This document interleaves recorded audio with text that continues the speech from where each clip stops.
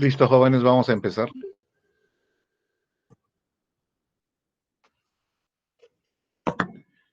Voy a hacer presentación de mi pantalla. Y presento el material que vamos a trabajar el día de hoy. Por favor, confirmen que están viendo estas imágenes. Una imagen de portada que estoy presentando. Sí, sí se ve, profesor. Ya, excelente. Entonces vamos a trabajar hoy día el tema de hidrostática, ¿eh? Voy a disminuir un poquito el tamaño.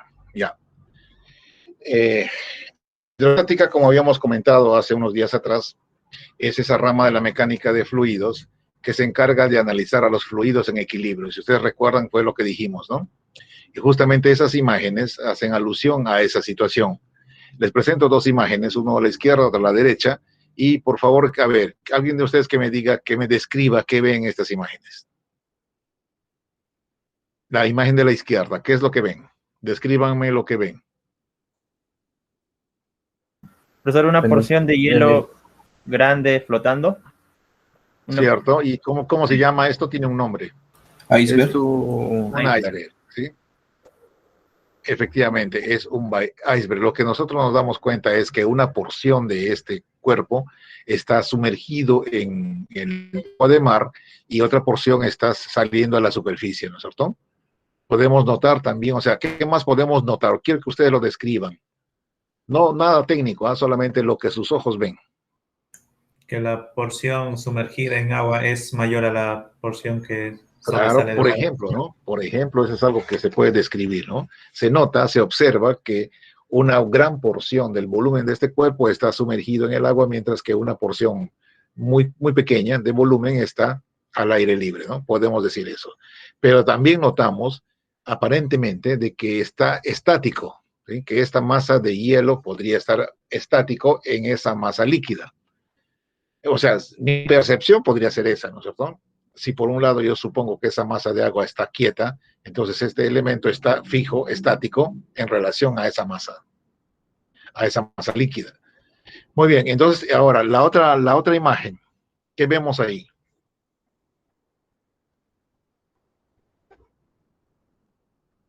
No estoy seguro, pero creo que se llama represa eso, represa. Es una represa, es un reservorio, ¿cierto? Eso es efectivamente lo que les estoy mostrando.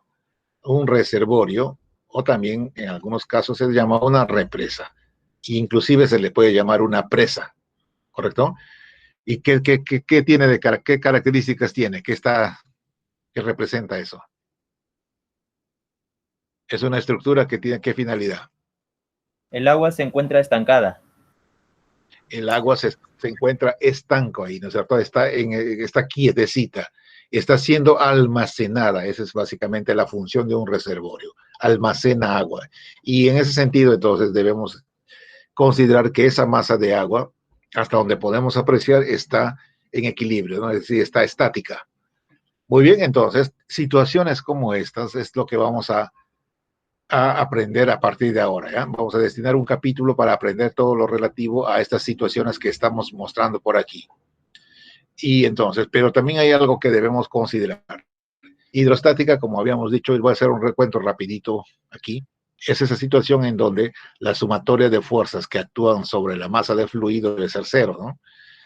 Pero esto de aquí conlleva a que si sabemos que la sumatoria de fuerzas es igual a la masa por la aceleración, entonces lo que estamos diciendo es que la masa por aceleración es igual a cero. Y de acá entonces ya hemos convenido de que de esta ecuación la masa al no ser cero implica entonces que solo la aceleración es cero. Pero a su vez también hemos señalado que la aceleración se puede escribir así, ¿no? Derivada de la velocidad con respecto al tiempo. Y si yo tomo solamente esta ecuación, entonces para su cumplimiento solamente debe ocurrir esto, que la velocidad tenga magnitud cero o que la velocidad sea una constante, pero diferente de cero, ¿sí? Entonces, si la velocidad es constante, su derivada es cero. Si la velocidad es cero, su derivada es cero. ¿Correcto? Habíamos señalado también en los primeros días de clase de que a esta situación se le llama una situación de reposo, y mientras que a la otra se le llama una situación de movimiento uniforme, si ustedes se acuerdan. Implicaba entonces que todas las partículas de fluido que están inmersos en este cuerpo, todas ellas, ¿Está? O sea, si imaginan que acá estoy pintarrajeando puntitos que representan a la masa del agua de mar aquí, entonces si yo lo considero que esto está en equilibrio, cada uno de estos puntitos deberá necesariamente tener velocidad cero, todas y cada una de ellas, velocidad cero. Ninguno debería estar en movimiento respecto de un observador parado en tierra. ¿Sí? O sea, si hay un hombrecito parado en tierra acá, este señor debería notar que ninguna partícula se mueve según sus sentidos, ¿no? Entonces eso es reposo. Listo. Ahora, ¿qué más decimos? Velocidad constante. Bueno, no tengo ninguna aquí imagen que se esté recreando una situación de velocidad constante, pero esto básicamente significaría lo siguiente, ¿eh? Que yo tengo un conjunto de partículas de fluido y para un observador parado en tierra estaría observando que todas ellas, por ejemplo, se mueven con la misma magnitud, dirección y sentido de velocidad. Entonces, una cosa como esa se denomina un movimiento uniforme, ¿correcto? Todas moviéndose a la misma magnitud, dirección y sentido de velocidad. Entonces, esto de acá hace alusión a esto que está aquí. Y esto que está aquí hace alusión a reposo. Bueno, entonces, habrán pues algunas situaciones de la mecánica de fluidos donde las partículas de fluidos van a estar en cualquiera de estas dos situaciones. Y entonces nosotros vamos a aprender un conjunto de leyes, de fórmulas para poder analizar ese comportamiento. ¿De acuerdo? Pero lo que yo quería hacerles hincapié aquí es de que realmente esta es una situación que no se cumple en la realidad. O sea, en los flujos reales nunca vamos a tener partículas de fluido que estén realmente en reposo. Por más que a nuestros sentidos le parezcan que estas moléculas de líquido que están aquí, por ejemplo, dentro de esta represa, están quietecitas todas, están sin velocidad. La verdad del caso es que cuando le hacemos un análisis más íntimo a cada molécula del líquido, nos vamos a dar cuenta que sí están moviéndose, ¿no? Sí hay movimiento entre ellas. ¿Por qué razón? Porque esa masa líquida está en contacto con algunas ondas de presión que vienen provenientes desde el fondo de la Tierra, producto de los movimientos tectónicos que hay al interior. Esa masa de líquida lo percibe y entonces sus moléculas sí están moviéndose unas con respecto a las otras. Sin embargo, entonces, eso es tan mínimo para nuestros sentidos, nosotros no somos capaces de capturar la idea, ¿no? De capturar lo que está pasando realmente ahí. Pero, una vez más, si yo quisiera tener una aproximación a evaluar el comportamiento de estas moléculas, entonces lo voy a hacer bajo la suposición, miren lo que digo, bajo la suposición que efectivamente ninguna se está moviendo, definitivamente, ¿eh? Entonces, bajo ese supuesto, entonces todas las leyes que yo te voy a presentar se cumplen. Listo. Lo mismo acá, ¿no? Supongamos que en el agua de mar, me imagino que todas las moléculas de agua de mar están realmente con velocidad cero, entonces ahí voy a aplicar mi modelito, ¿ya? Pero ya sabemos que eso no es cierto, ¿no? Por más que aparentemente todo está estático, siempre van a haber moléculas aquí que están moviéndose, pero que nuestros sentidos pueden no percibirlo. Listo, entonces vamos ahí. El logro de esta sesión sería así. Al término de la sesión de aprendizaje, el estudiante será capaz de analizar a los fluidos en equilibrio, aplicando la ecuación básica de la hidrostática. ¿Está? O sea, aquí también me está diciendo que un poquito más adelante vamos a encontrar una ley que nos permita hacer el análisis de lo que está pasando aquí con estos elementos. ¿Está? ¿Qué vamos a tratar el día de hoy? Miren, acá está el contenido. Vamos a tratar el principio de Pascal, vamos a ver de qué consiste este principio. Después vamos a pasar a ver la ecuación general de la hidrostática. Hablaremos un poco sobre la presión atmosférica y hablaremos también acerca de las variaciones que sufre la presión en general, tanto en líquidos como en gases. Luego hablaremos un poco sobre manómetros y finalmente trataremos sobre fuerza hidrostática. Que este contenido en realidad es un contenido muy ambicioso, ¿no? Demasiado ambicioso para una sola sesión. Acá lo que debía haber hecho es parcializar un poco, o sea, decir, no poner todo esto es con el contenido de la hidrostática, pero nosotros solamente vamos a avanzar, tal vez avancemos máximo hasta acá. Otra clase, ¿eh? Esto es una clase sola, esto es otra clase sola, en fin, más o menos vamos a tratar de avanzar lo máximo que se pueda. Entonces vamos a definir otra vez lo que es hidrostática, aunque ya les he ido señalando. Dice, hidrostática es rama de la mecánica de fluidos que estudia a los fluidos en equilibrio. Ya sabemos qué es exactamente equilibrio. Ahora miren, en relación a esta idea del equilibrio, vamos a señalar entonces, y voy a traer lo que tenía por allá, ¿ya? De que todas las partículas cero, y que esa condición se llama reposo, o que todas las partículas se mueven con velocidad constante, ¿no? Velocidad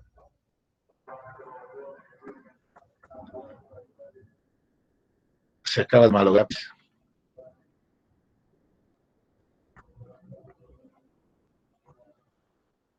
No quiere, ¿qué pasa? Constante. A ver, espérense un segundito, por favor, cambiaré de lápiz.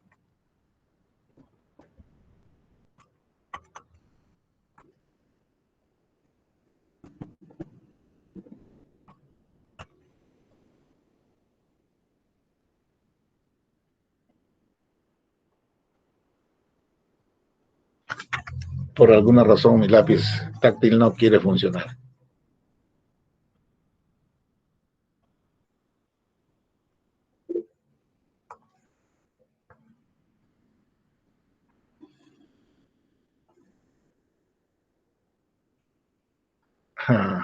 No sé qué pasó.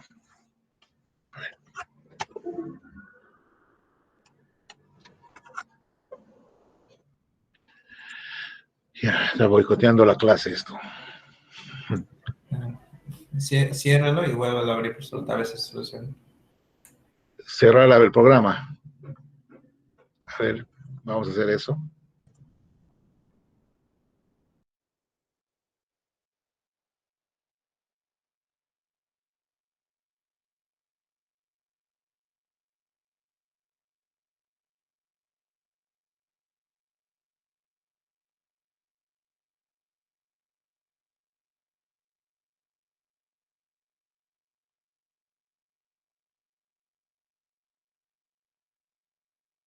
Su Está micro, silenciado, profesor. profesor. Está silenciado su micro. Ya, ok, ya listo. Sin querer, les decía, sin querer me salí de toda la sesión. Ya reinicié entonces el programa. A ver, quiero, un ratito antes de presentar, quiero comprobar qué está pasando aquí.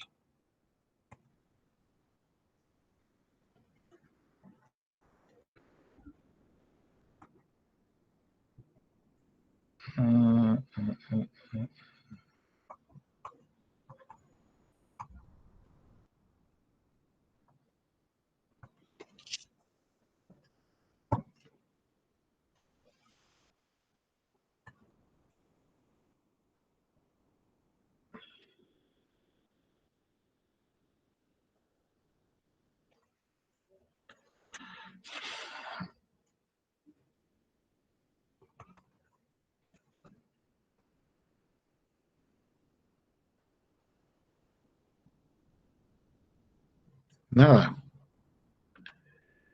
La verdad no sé qué está pasando. A ver, voy a presentar pantalla otra vez. Ya salí del programa, ya volví a entrar y no funciona.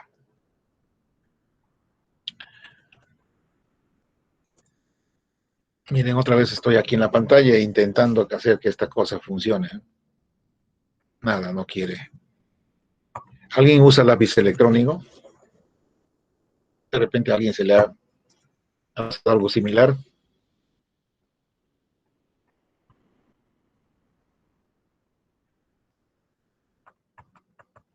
Se congeló todo. Y ya voy a cerrar otra vez y vuelvo otra vez a abrir.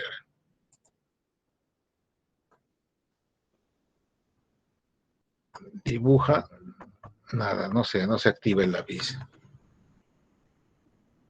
Profesor, si intenta cerrar el archivo y volverlo a abrir, no el programa, sino el archivo, porque creo que eso es como un lector de diferentes archivos, ¿no? A cerrar este archivo, a ver, vamos a ver. Pero si es por eso, entonces acá debería funcionar, a ver. Estoy en otro archivo. No es ese, no es ese el problema. No quiere, miren, no quiere cambiar en el menú ni nada.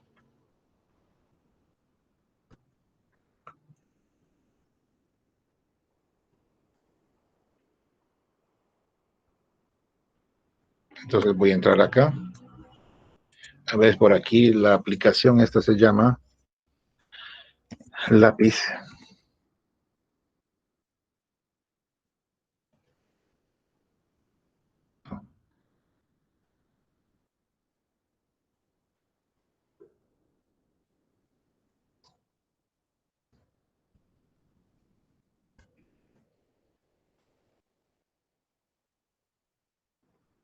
No, no es esto. Profe, tal vez va a reiniciar su ordenador. ¿Tú crees? Sí, porque es bien raro que se pare una aplicación así. Podría Ah, intentarlo, profesor, porque a veces se desconfigura. nunca me ha pasado, sí, pues. A ver, voy a reiniciar, ¿ah? Ojalá que otra vez me vuelva, pero me parece que me va a botar de la sesión y ya no se va a grabar. Se puede reiniciar el lápiz, dice, ¿cómo? A ver, cuéntame, alguien me está dando ideas ahí. ¿Cómo se reinicia un lápiz? A preguntas. Yo pensé que sabías cómo hacerlo. A ver, a ver. Antes había un tablerito de lápiz por acá. Reinicia la laptop. Ujú. A ver, un minutito voy a seguir intentando, ya un segundo. Y de ahí vamos a ver qué hacemos. Me resisto a reiniciar la laptop.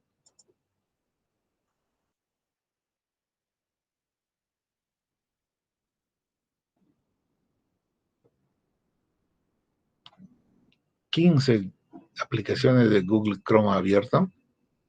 ¿Mm?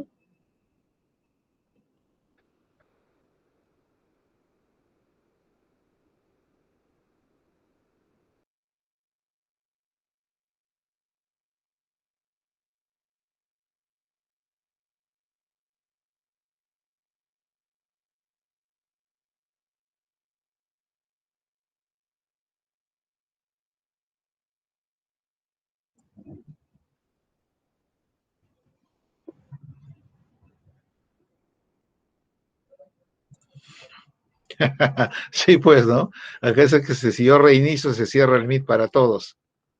Puede ser. Nada. ¿Y ahora qué hacemos, chicos? Profesor, ¿y dentro de los procesos de segundo plano no figura su lápiz o el programa que lea su lápiz? Eso es lo que traté de ver en antes, pero me parece que no está. Ahorita se ha ¿Están viendo? congelado, por ejemplo, Se ha congelado su pantalla. la pantalla y una imagen suya, profesor. ¿Así? Ah, ahora la vemos normal. A ver, voy a presentar pantalla de nuevo.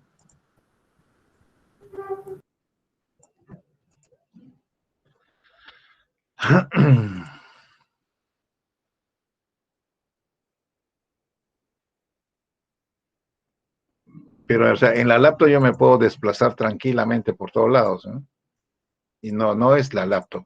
Entonces es el lápiz. Estoy aquí.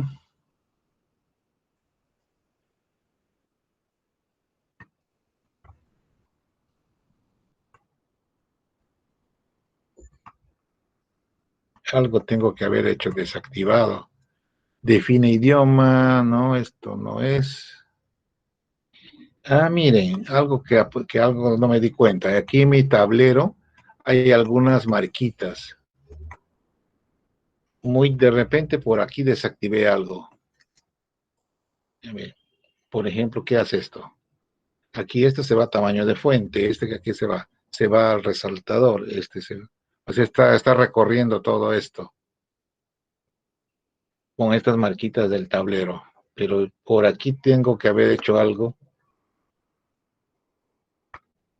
que desactivó el lápiz.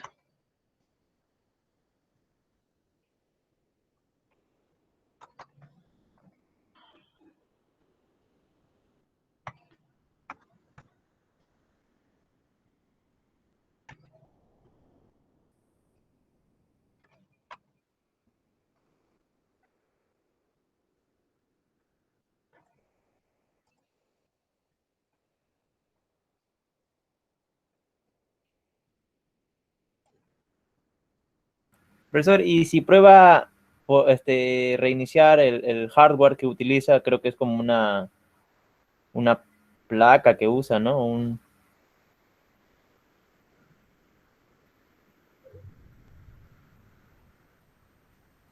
A ver, un segundito. Estoy entrando a las opciones. Color, sincronizar, archivos, imágenes. Sincronizar, descarga.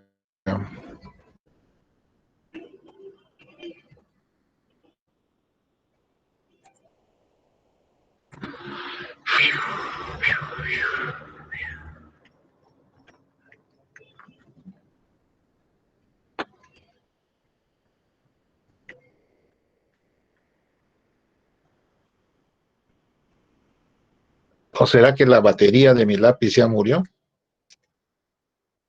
Pero no se desplazaría, no estaría haciendo el uso de ratón. Puede ser, ¿no?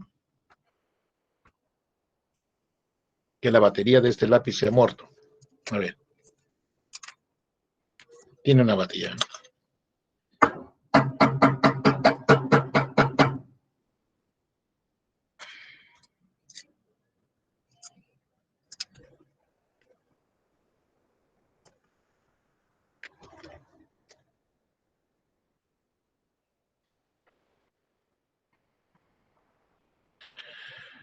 Wow. ¿Qué hacemos, muchachos? Profesor, una consulta. Preguntas. Usted tiene un lápiz A ver, aparte, ¿cierto? O sea, no es que usted dibuje a través del mouse, ¿cierto? no, tengo un lápiz. ¿Pueden verme este lápiz? Sí, sí, sí. Ese está Este es, conectado por Bluetooth en la parte inferior. O sea, vaya a la parte izquierda inferior, perdón, derecha inferior, hay una ventanita, ya. cuadradito. No, más a la derecha, el de la esquina, el de la esquina. No, el de la No, esquina. este es notificaciones. Sí, ahí, haga clic. Ahí Este de debe, lo acá que es pasa es que ahí debe salirse el, no, donde está las notificaciones le sale el Bluetooth, todo eso, porque imagino que ya. ese lápiz debe estar conectado vía Bluetooth. Modo tableta. ¿Qué será esto? Mm, En expandir, No. en expandir.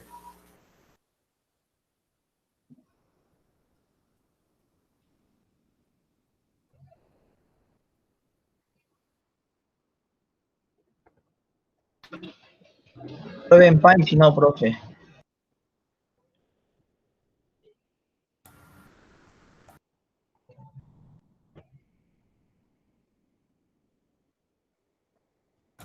Profesor, claro, podría utilizar otro en co- programa y en saber co- si es que es el programa o es el lápiz, porque, como dijo el Paint. Si funciona en Paint, entonces el problema es el programa, no el lápiz.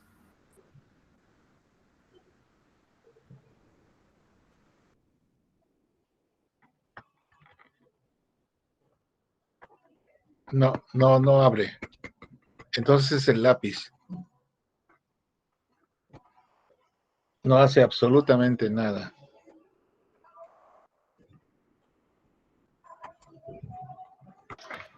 Es la batería entonces, profe, de su lápiz. Ya, un ratito, voy a buscar otra batería. A ver.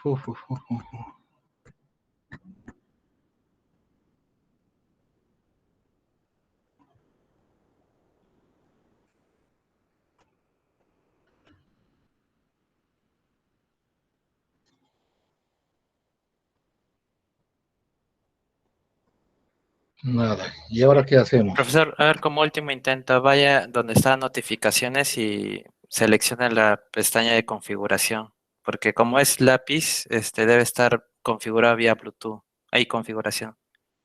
Configuración, Ya, sistemas, dispositivos. dispositivos, Bluetooth, Dispositivos, vaya. mouse, teclado y lápiz. Acá Ajá. está. Quitar dispositivo. Active y desactive nuevamente. Ahí está desactivado, si no me equivoco. No, está Bluetooth desactivado el Bluetooth. desactivado. Ajá. ¿Tú crees que es por eso? Vamos a ver, ya lo activé Ya, y a ahora ver. regreso. No, no es eso.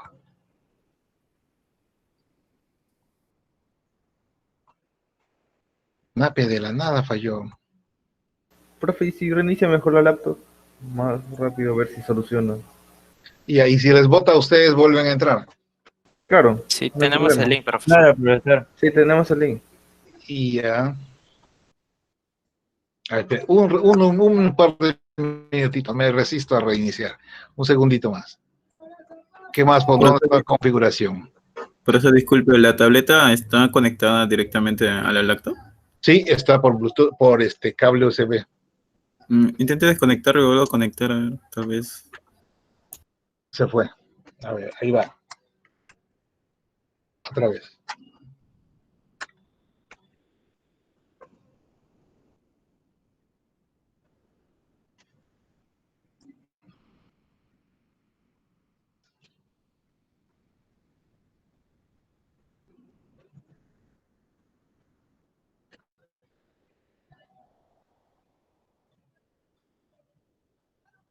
Profesor, justo veo en la parte izquierda de ese recuadro decía lápiz. No sé si esa es su aplicación. Debajo de escritura, panel táctil, escritura, lápiz y Windows. ¿Aquí? No, Aquí. ahí, sí, abajo. Panel táctil activado. Pulsaciones Lápiz, dice, sensibles. en la mano izquierda. Debajo de panel táctil, escritura, lápiz, ahí. Lápiz mano derecha. No hacer caso a la entrada táctil cuando use el lápiz. Escritura a mano. Todo está bien acá, o sea, no se puede encontrar el lápiz.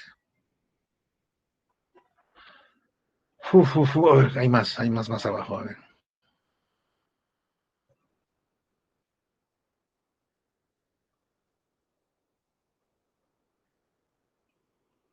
Nada está desactivado.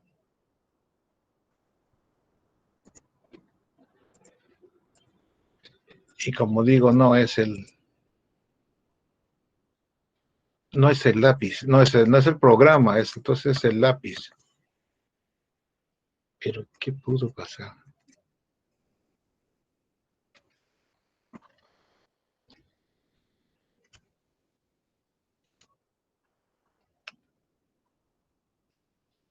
A ver ahora.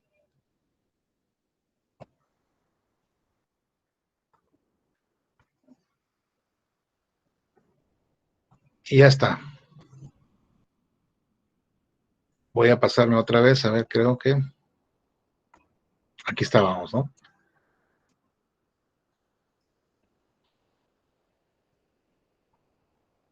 Ahí te les cuento qué fue.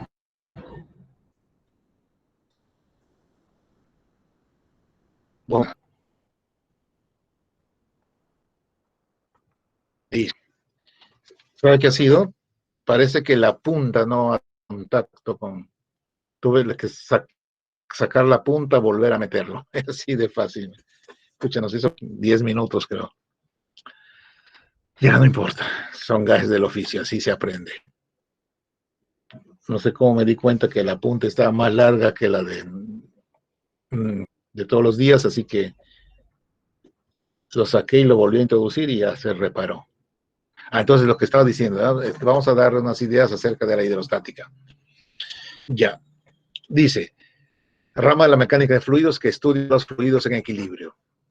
Se caracteriza porque hay ausencia de movimiento relativo entre las partículas de fluido. Eso ya sabemos, ¿no? O sea, si todo, por ejemplo, si toda partícula de fluido tienen velocidad cero, entonces definitivamente no hay movimiento relativo de una a la otra.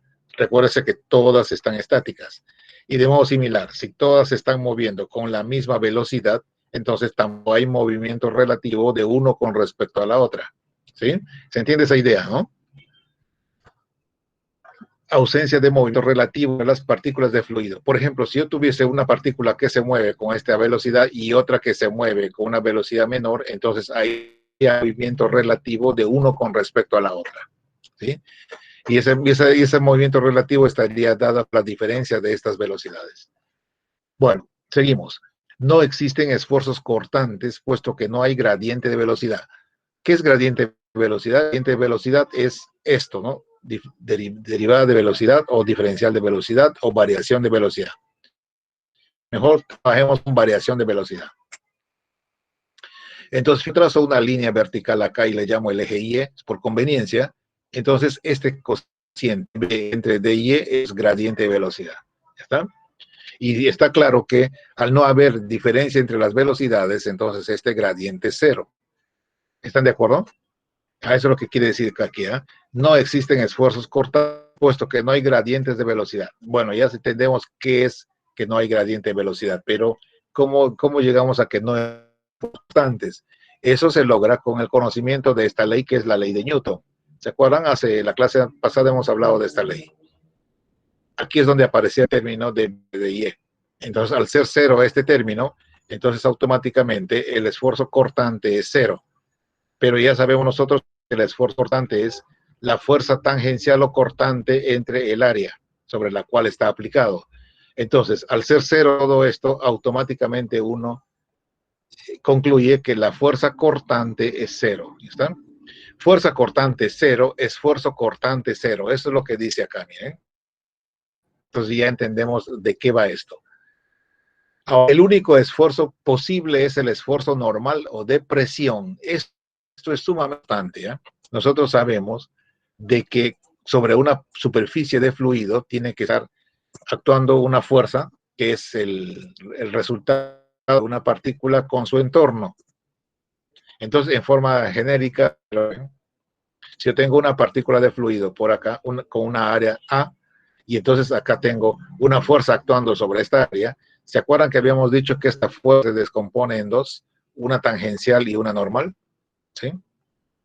Entonces, ser cero esta componente significa entonces que la única posibilidad de actuación de esta fuerza es que sea perpendicular a la superficie, nada más. ¿Está? O sea, esta fuerza solo puede ser así, para que no tenga componente tangencial, para que la componente tangencial sea un punto, es decir, de magnitud cero. ¿Me capturan la idea? Digan sí o no. Sí, profesor. Sí, profesor. Ya, entonces, y esta fuerza que ustedes ven por acá, la Sí, fuerza profe. normal, esto dividido entre esta área es justamente el esfuerzo de presión.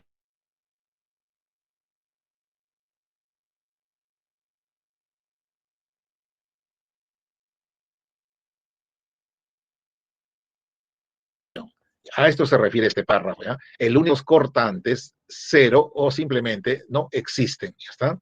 Mientras que esfuerzos de presión existen y es único. ¿Ya? O sea, al no existir esfuerzos cortantes, entonces el único esfuerzo que puede existir es el esfuerzo de presión, este sí. Ya está, y es único, entonces, en el sentido de que no hay más esfuerzos. Bueno, eso es importante ya para el análisis matemático de lo que sigue a continuación. Ahora les voy a presentar una definición de presión, aunque ya lo hice, ¿no? En un fluido en equilibrio, la fuerza que actúa sobre una superficie de fluido solo puede ser perpendicular a la superficie, y tal como ya les comenté hace un ratito. Y entonces sabemos que la actuación de esta fuerza sobre esta área de fluido da como resultado un esfuerzo de presión o simplemente presión. ¿Está? Ahora fíjense, A este cociente de la fuerza total ejercida sobre la totalidad del área se le denomina presión media o también presión promedia, como gusten, ¿eh? Presión media o promedia, cuando se mide el efecto de la fuerza total sobre el área.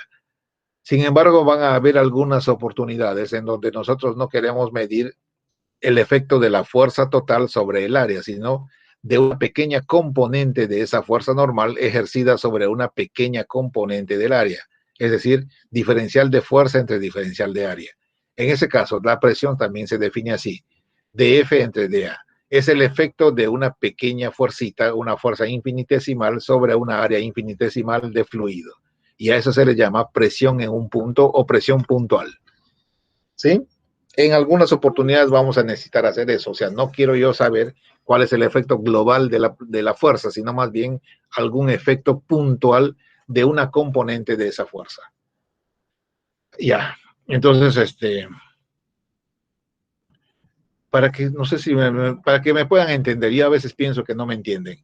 Supongamos que tengo una área, esta es una área y esta área está conformado por miles y miles de diferenciales de área, ¿correcto?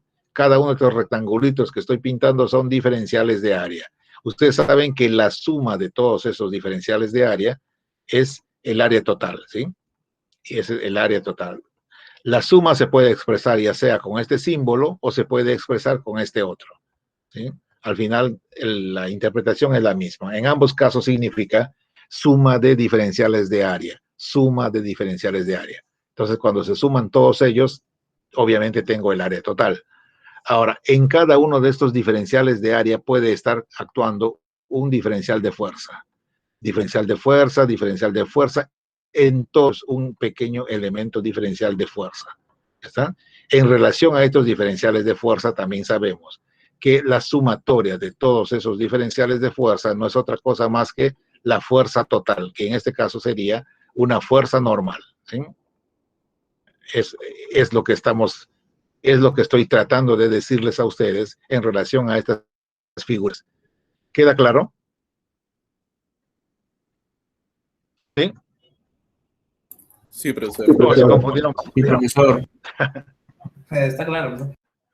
Ya. Entonces, en relación a estas ideas que estamos manejando, aplicaremos o vemos que es el principio de Pascal. Blaise Pascal fue el primer hombre que se quiso interesar en hacer un estudio matemático de esta situación de equilibrio de los fluidos.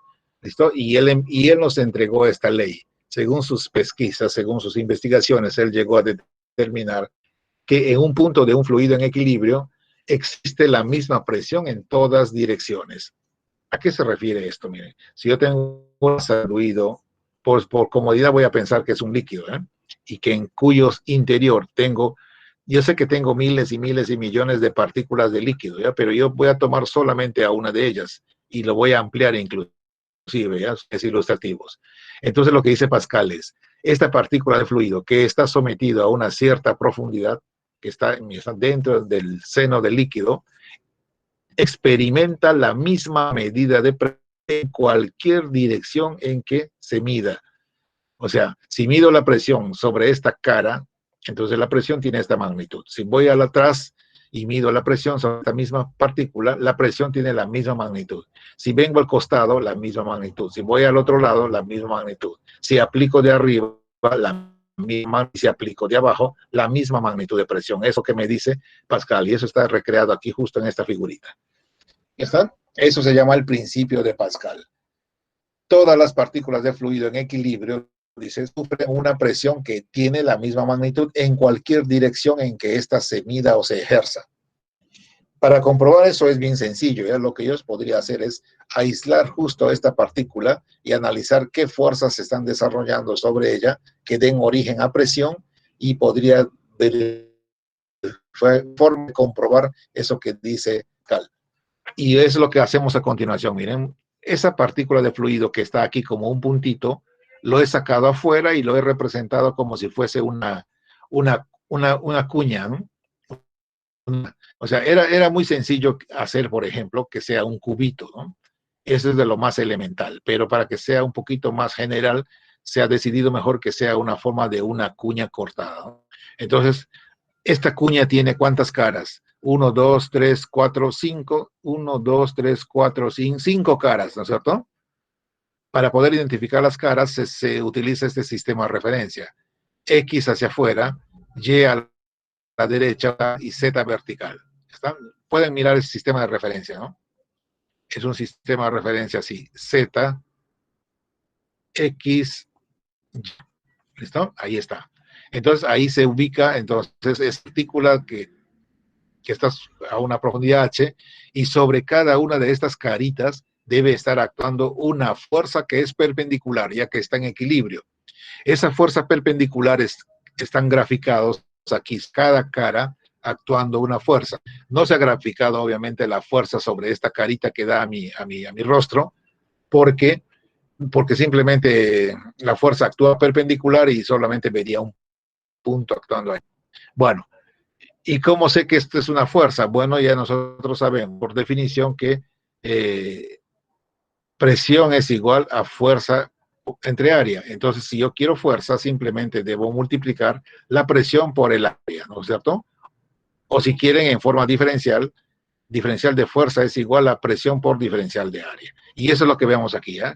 Este es un diferencial de fuerza en dirección del eje Y, ¿sí? Este será un diferencial de fuerza, donde está aquí. Esto será un diferencial de fuerza en dirección del eje Z. Entonces, ahí tenemos las fuerzas, ¿ven? Y todas tienen que estar actuando sobre las caritas en las que actúan. Y ahora bien, si nosotros tenemos en mente entonces que este diferencial de fuerza es igual a presión por diferencial de área, entonces voy a tomar como referencia el diferencial de FY, o sea, esta fuerza, ¿ya? ¿A qué sería igual? Sería igual a la presión que se ejerce en ese sentido, que es presión Y, multiplicado por el diferencial de área. Pero el diferencial de área se puede escribir como el producto de los lados de este rectángulo. Sería dx por dz. Entonces así se pone, dx dz. Y eso es lo que estamos viendo justo acá, ¿no? Presión Y dx dz. ¿Está? De modo similar aquí, este diferencial de Fz, que aparece por acá, esta fuerza se puede generar también en términos de presión. La presión Z, es decir, presión en dirección del eje Z, y multiplicado por el área, que sería diferencia de este lado y diferencial de Y de este lado, ¿no? Porque la base también es un rectángulo, ¿verdad? Y ahí está la fuerza. Y ahora, la fuerza que actúa sobre esta cara inclinada, entonces se puede escribir como la presión en dirección S. S es un sentido cualquiera, ¿ya? No, como no tiene una componente específica en dirección de un eje específico, le ponemos S. Presión S por diferencial de S por diferencial de X. Entonces sería la fuerza que se está ejerciendo sobre esta cara, ¿sí?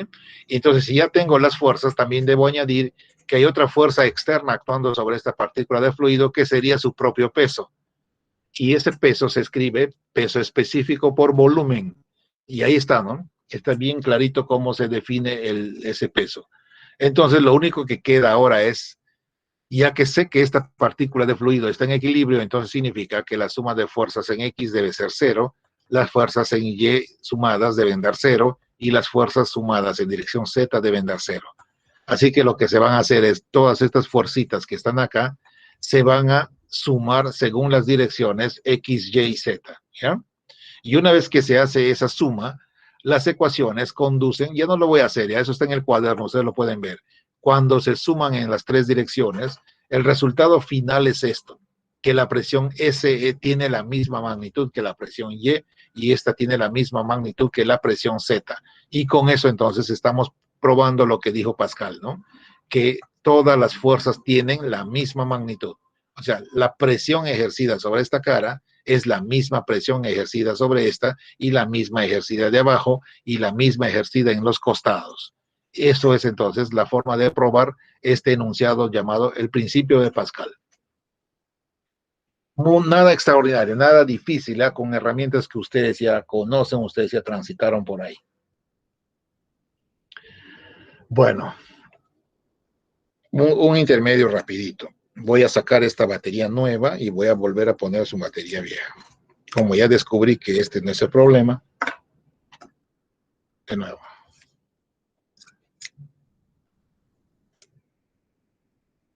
Ahora no fue de nuevo. A ver. Probé. Probando. Sí, está bien. Ok, ya está. Entonces, yo supongo que están ilustrados ya en esto, ¿no? Entonces, no se olviden, ya sabemos dos cosas. Siempre las fuerzas tienen que actuar en forma perpendicular a las áreas, siempre. Y por otro lado, la presión que soportan, que ejercen esas fuerzas, deben ser las mismas en todas direcciones. Eso es lo que sabemos ahora. Ahora, con esas ideas en mente, miren, podemos también nosotros ir un poquito más allá. ¿En qué sentido? Si yo sé ya presiones que se generan sobre una partícula de fluido son las mismas en todas las direcciones, entonces me ocurre esto, ¿bien? Este busito que está aquí, cada busito va a hacer alusión a una partícula de fluido. ¿Ya? En vez de estar poniendo puntos, yo, para que no sea tan aburrido esto, le puse unos buzos. ¿Ya? Cada buzo es una partícula de fluido. Entonces ya sabemos que sobre esta partícula de fluido o sobre este buzo están actuando fuerzas por todos lados, ¿no es cierto? Pero esas fuerzas que actúan sobre este cuerpo tienen que ser perpendiculares sobre el área que están actuando. No pueden haber fuerzas cortantes, ya sabemos, fuerzas paralelas al área. Y cada una de esas fuerzas ejercidas en todas las direcciones, según Pascal, tiene un único valor. Por eso es que se le pone acá presión 1. Es decir, este buzo que está sumergido a una profundidad H1 sufre una presión P1. Este otro buzo, que es otra partícula de fluido que está a su derecha, sumergida a una profundidad H2, tiene una presión P2 o está sujeta a una presión P2. Y de modo similar, esta otra partícula de fluido o este otro buzo que está a una profundidad mayor, H3, entonces está soportando una presión P3. Nos podríamos preguntar entonces en relación a estas figuritas, ¿qué relación existen entre la presión 1 y la presión 2? ¿Sí? Relación entre presión 1 y presión 2. ¿Son iguales? ¿Son diferentes? ¿Qué afirmarían ustedes en relación solamente a la presión 1 y a la presión 2? ¿Qué dirían? Bueno, si las alturas H1 y H2 son iguales, las presiones deberían ser iguales. Correcto, ¿no es cierto? O sea, rápidamente uno puede pensar, si H1 y H2 son la misma altura, entonces presión 1 es igual a presión 2.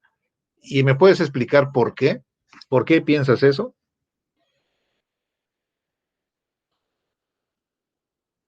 Es Claro, la es correcto, pero necesitamos una interpretación. ¿Por qué? fuerza ejercida por el agua a esa altura va a ser la misma siempre.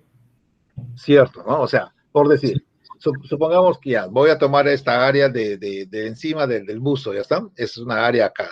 Entonces, sobre esta área está actuando toda esta columna de líquido, ¿no? Bueno, disculpen el pulso, ¿ya? Pero acá hay entonces una columna de líquido desde arriba, desde la superficie, hasta la posición de este buzo, ¿no? Entonces, toda esta columna de líquido que ustedes ven por acá tiene un peso, ejerce una fuerza sobre esta área. Entonces, la presión que estamos hablando es el resultado de dividir esa fuerza entre esa área. ¿Correcto? Entonces, este volumen va a ser exactamente el mismo aplicado sobre la misma área, siempre y cuando, ya dijo su compañero, entonces acá se generará también el mismo peso, ¿no es cierto? Este peso distribuido también lugar a la presión 2. Así que ya está claro, ¿no? La fuerza que está ejerciéndose sobre esta partícula de líquido a esa profundidad es la misma que se ejerce un poco más a la derecha. Es correcto. Entonces, en ese sentido, también nosotros podríamos ya inferir qué relación hay entre la presión 1 y la presión 3. ¿Cuál sería la clave ahí? ¿Qué relación hay entre presión 1 y presión 3? La presión 3 vendría a ser mayor porque hay una mayor ejerción de fuerza sobre el agua. Cierto, ¿no? O sea, ya está, es intuitivo, pues. La presión 3 tiene que ser más grande que la presión 1 y más grande que la presión 2, obviamente. ¿Por qué razón? Pues porque la columna de líquido que está soportando, esta columna de líquido es muchísimo más grande, ¿no es cierto? Y por lo tanto, el peso de esta columna de líquido va a ser mayor también. Así que eso generaría una mayor presión sobre esta partícula de fluido. Eso es lo que nosotros podemos inferir rápidamente luego de conocer la idea de Pascal. Pero ahora la idea es esta, hay que probar eso, ¿no? Porque eso es intuitivo para nosotros, pero necesitamos probar, ¿sí? ¿Y cómo lo vamos a probar? Bueno, la única forma que tenemos de probar mediante las matemáticas. ¿Y qué vamos a hacer? Lo que voy a hacer es esto, voy a seleccionar a uno de estos buzos, a una de estas partículas de fluido para hacer esa prueba. Y yo sé que esta partícula de fluido, este buzo, está sometido a esta presión, ¿sí? Una presión P. Entonces lo que voy a hacer es esto, ¿ya? Tomo esa partícula que sé que está sometida a una presión P. Por ahora no importa que sea 1, 2 o 3, ¿ya? Una de estas agarro y yo sé que esta partícula es presión P en todas direcciones. Para experimentar o ver cómo varía la presión en todas las direcciones, lo que voy a hacer es encerrar a esta partícula en una especie de tubo de fluido. Entonces voy a tomar una región de fluido alrededor de esta partícula, de tal modo que esta partícula quede en el centro del cubo. Voy entonces a mejorar la figura. Entonces dibujo un cubo de fluido, una región que contiene una masa de fluido, todo es fluido dentro, ¿ya? El tamaño de este cubo, ahorita lo vamos a delimitar, pero lo que quiero por ahora es que entiendan es que en el centro exacto de ese cubo se encuentra esa partícula sufriendo una presión P. Lo que yo quiero saber es esto, ¿no? ¿Y cuál será la presión que experimenta otra partícula de fluido que se encuentra a su derecha? Es decir, hagan de cuenta que esto es P1 y esto sería P2, ¿no? ¿Y cuál sería la presión que experimenta otra partícula que se encuentra a su izquierda? Que bueno, por ahora no lo estoy viendo. Podría ser otra por acá. ¿O cuál sería la presión que experimenta otra partícula que está más abajo, como si fuera la presión 3? O aquella que está un poco más arriba, que no se ve tampoco. O hacia adelante, hacia mí o hacia atrás. Entonces, esas serían las preguntas por responder. Y la matemática nos va a ayudar para eso. Miren, acá les presento esta grafiquita, que por si acaso toda esta gráfica está en la separata, ¿no? Ustedes pueden después chequear la separata. Estoy presentando lo mismo, un cubo de fluido, en su interior está una partícula, se toma una partícula con una presión P y entonces estas flechas me están indicando las fuerzas que se están ejerciendo sobre cada una de esas caras de fluido y sus respectivas, o sea, generados en términos de presión. Y ahora la pregunta es, ¿y cómo salen estos valores de acá? Bueno, el cuento es así, ¿eh? Si yo quiero saber cuál es la presión que reina aquí a la derecha, o sea, si tengo esta presión en el medio y quiero saber cuánto es la presión que reina aquí a la derecha, entonces necesito en primer lugar de la ayuda de un sistema de referencia. Este sistema de referencia que utilizamos es acá, ¿no? X, Y y Z. A ver, voy a chequear si es verdad. Sí, Z, Y, X, correcto, ¿ya? Entonces, miren, ¿qué vamos a hacer? Esta distancia que hay de aquí hasta acá es un diferencial de Y, ¿sí? Entonces la distancia que hay desde el centro del cubo hasta esta cara de la derecha, esa distancia vale de Y medios. ¿Están de acuerdo? Esta distancia vale diferencial de Y entre 2. Entonces yo quiero saber cuál es la presión que hay a la derecha de este punto a una distancia de Y medios. Para saber eso voy a utilizar una ecuación matemática que se llama la serie de expansión de Taylor. No sé si alguna vez ustedes han tratado con esa serie. Esta serie es fenomenal, ¿ya? Nos ayuda a determinar cómo varía el valor de una propiedad en distintas direcciones. ¿Qué dice, por ejemplo, la serie Taylor? Dice, la presión que habría a la derecha de este punto, es decir, la presión acá, que le vamos a llamar presión derecha, sería igual a la presión que hay en el medio, más la variación que experimenta la presión a lo largo del eje Y, multiplicado por esa distancia de Y entre 2, ¿está? Así, más diferencial de presión con respecto a Y, multiplicado por diferencial de Y entre 2 al cuadrado, más acá es 1 entre 2 factorial, ¿sí? Más 1 entre 3 factorial, derivada de presión con respecto a Y multiplicado por diferencial de Y entre 2, y todo esto estaría al cubo. Un ratito lo voy a minimizar para tener más espacio, solo un ratito. Entonces sería así, diferencial de Y entre 2 elevado al cubo más punto, punto, punto. Esto se llama la serie de expansión de Taylor. Una ecuación matemática de gran potencia para nosotros, ¿eh? Entonces, que nos ayuda a predecir la variación de una presión hacia las distintas direcciones, hacia la izquierda, hacia la derecha, hacia arriba, hacia abajo, etc.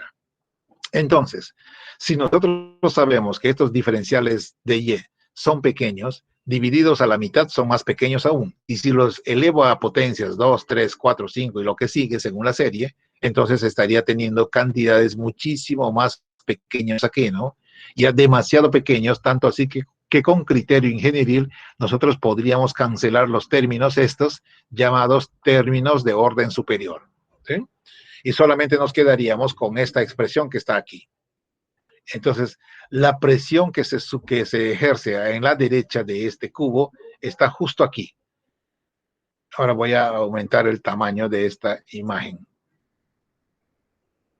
Aquí. Justo ya, esto es lo que he puesto acá subrayado en rojo. La presión que reina en el centro más la derivada de presión con respecto a Y multiplicado por dy medios. Pero esto es presión y si lo quiero convertir en fuerza, como dicen antes, lo tengo que multiplicar por el área sobre la que está actuando. Y esa área está dada por esta cara, que sería en magnitud este lado de X multiplicado por dz. Y acá lo tenemos, ¿no? De X por dz. ¿Ya está?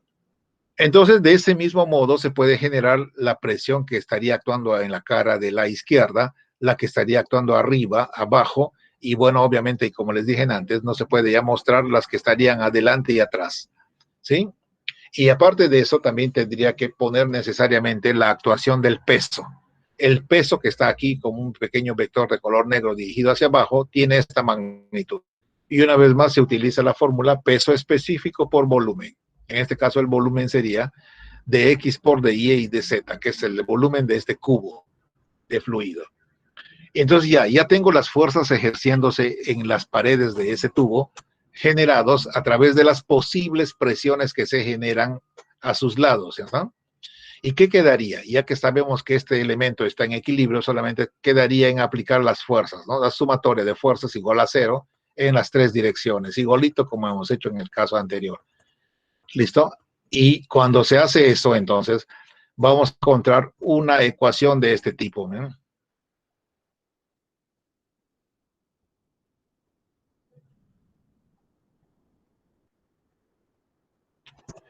Encontraremos una ecuación más o menos así. En dirección del eje X, lo que vamos a encontrar es esto. dP entre dx igual 0. En dirección del eje Y, dP de Y igual 0. Y en dirección Z, dP entre dy igual 0. Esto asumiendo una posibilidad de que estamos en reposo. ¿Ya está? Absoluto.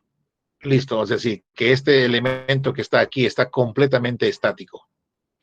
Entonces, fíjense, este resultado que está ustedes viendo aquí, inmediatamente, no, esperen, el último no es 0, ¿ya? Esperen un ratito, el último no es 0, acá vale menos gamma, y está, menos el peso específico de este líquido. Entonces, cuando uno mira estas expresiones, automáticamente esto cambian a esto, derivada de P con respecto a X es 0. Derivada de P con respecto a Y, 0. Y acá cambiaría derivada de P con respecto a Z igual menos peso específico.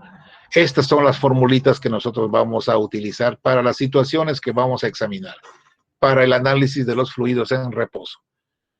Miren, entonces, ¿por qué estoy pasando de parcial a total? ¿Ustedes saben cuándo usamos derivadas parciales y cuándo usamos derivadas totales? Ustedes ya han hecho matemática con el profesor Waxia, si no me equivoco, ¿no? ¿Han visto esto?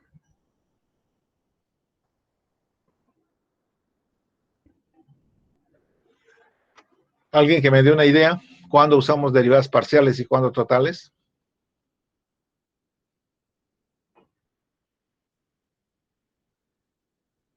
¿Nadie? Son las derivadas parciales para el la gradiente también, se podría usar. Bueno, te estás acordando de la fórmula del gradiente, pero no responde a la pregunta. Mira, de buenas a primeras, nosotros suponemos que la presión va a variar en todas las direcciones. ¿Está? Entonces, es una presuposición, una suposición previa, que la presión va a variar en todas las direcciones. Así que estamos entonces postulando la idea de que la presión es función de las tres direcciones, X, Y y Z. Entonces, como estamos nosotros presuponiendo eso, se escriben todas las variaciones en términos de derivadas parciales. ¿Está?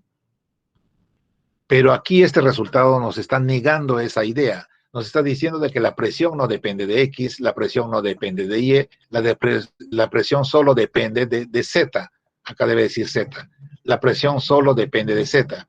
Entonces, si es así, ya no necesitamos el uso de derivadas parciales, porque acá me confirman que la presión solo cambia en una dirección. Por esto es que se puede cambiar ya derivada total de frente, ¿no?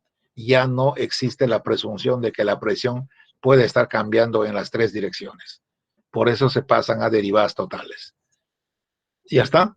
¿Y ahora qué significan cada una de estas derivadas que he puesto acá? ¿Quién me interpreta este resultado? ¿Qué exactamente me dice esta ecuación? dp entre dx igual 0.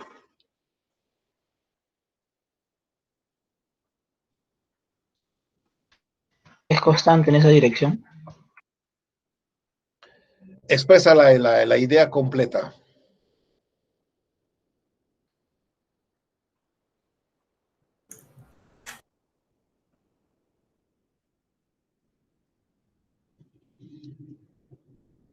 Vamos, vamos. No te chupes. No, profesor, no está que mal. Solamente que la presión no sufre variación en el eje X. Eso es correcto, ¿no? La presión no sufre variación en la dirección del eje X. ¿Y cuál es la dirección del eje X? El eje X, de acuerdo con este sistema de referencia, es un eje horizontal, ¿sí? Entonces, no tiene que haber cambio entre una partícula de fluido que está aquí y otra que se encuentra en la misma horizontal. No debe haber cambios, ¿está? Eso significa, la misma presión que hay acá, tiene que haber la misma presión que hay acá. La segunda ecuación también dice lo mismo, ¿no? No hay variación de presión a lo largo del eje Y.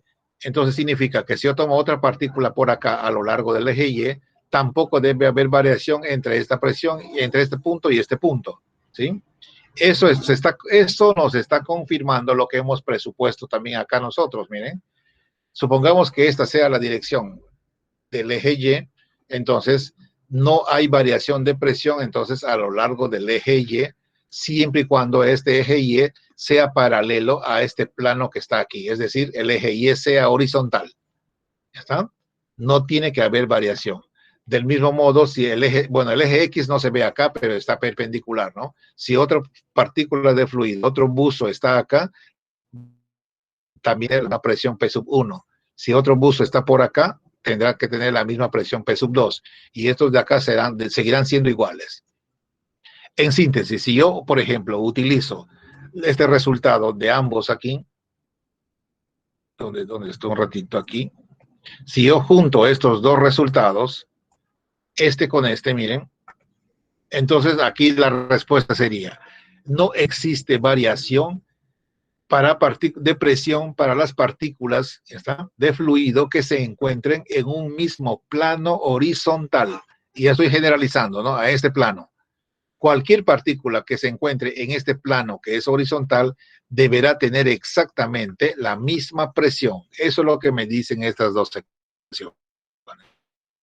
Si yo tomo una partícula que está en un plano diferente, otra elevación, entonces con respecto a este primero, entonces esta partícula sí va a sufrir una variación de presión, ¿está?, en relación a otra que está aquí.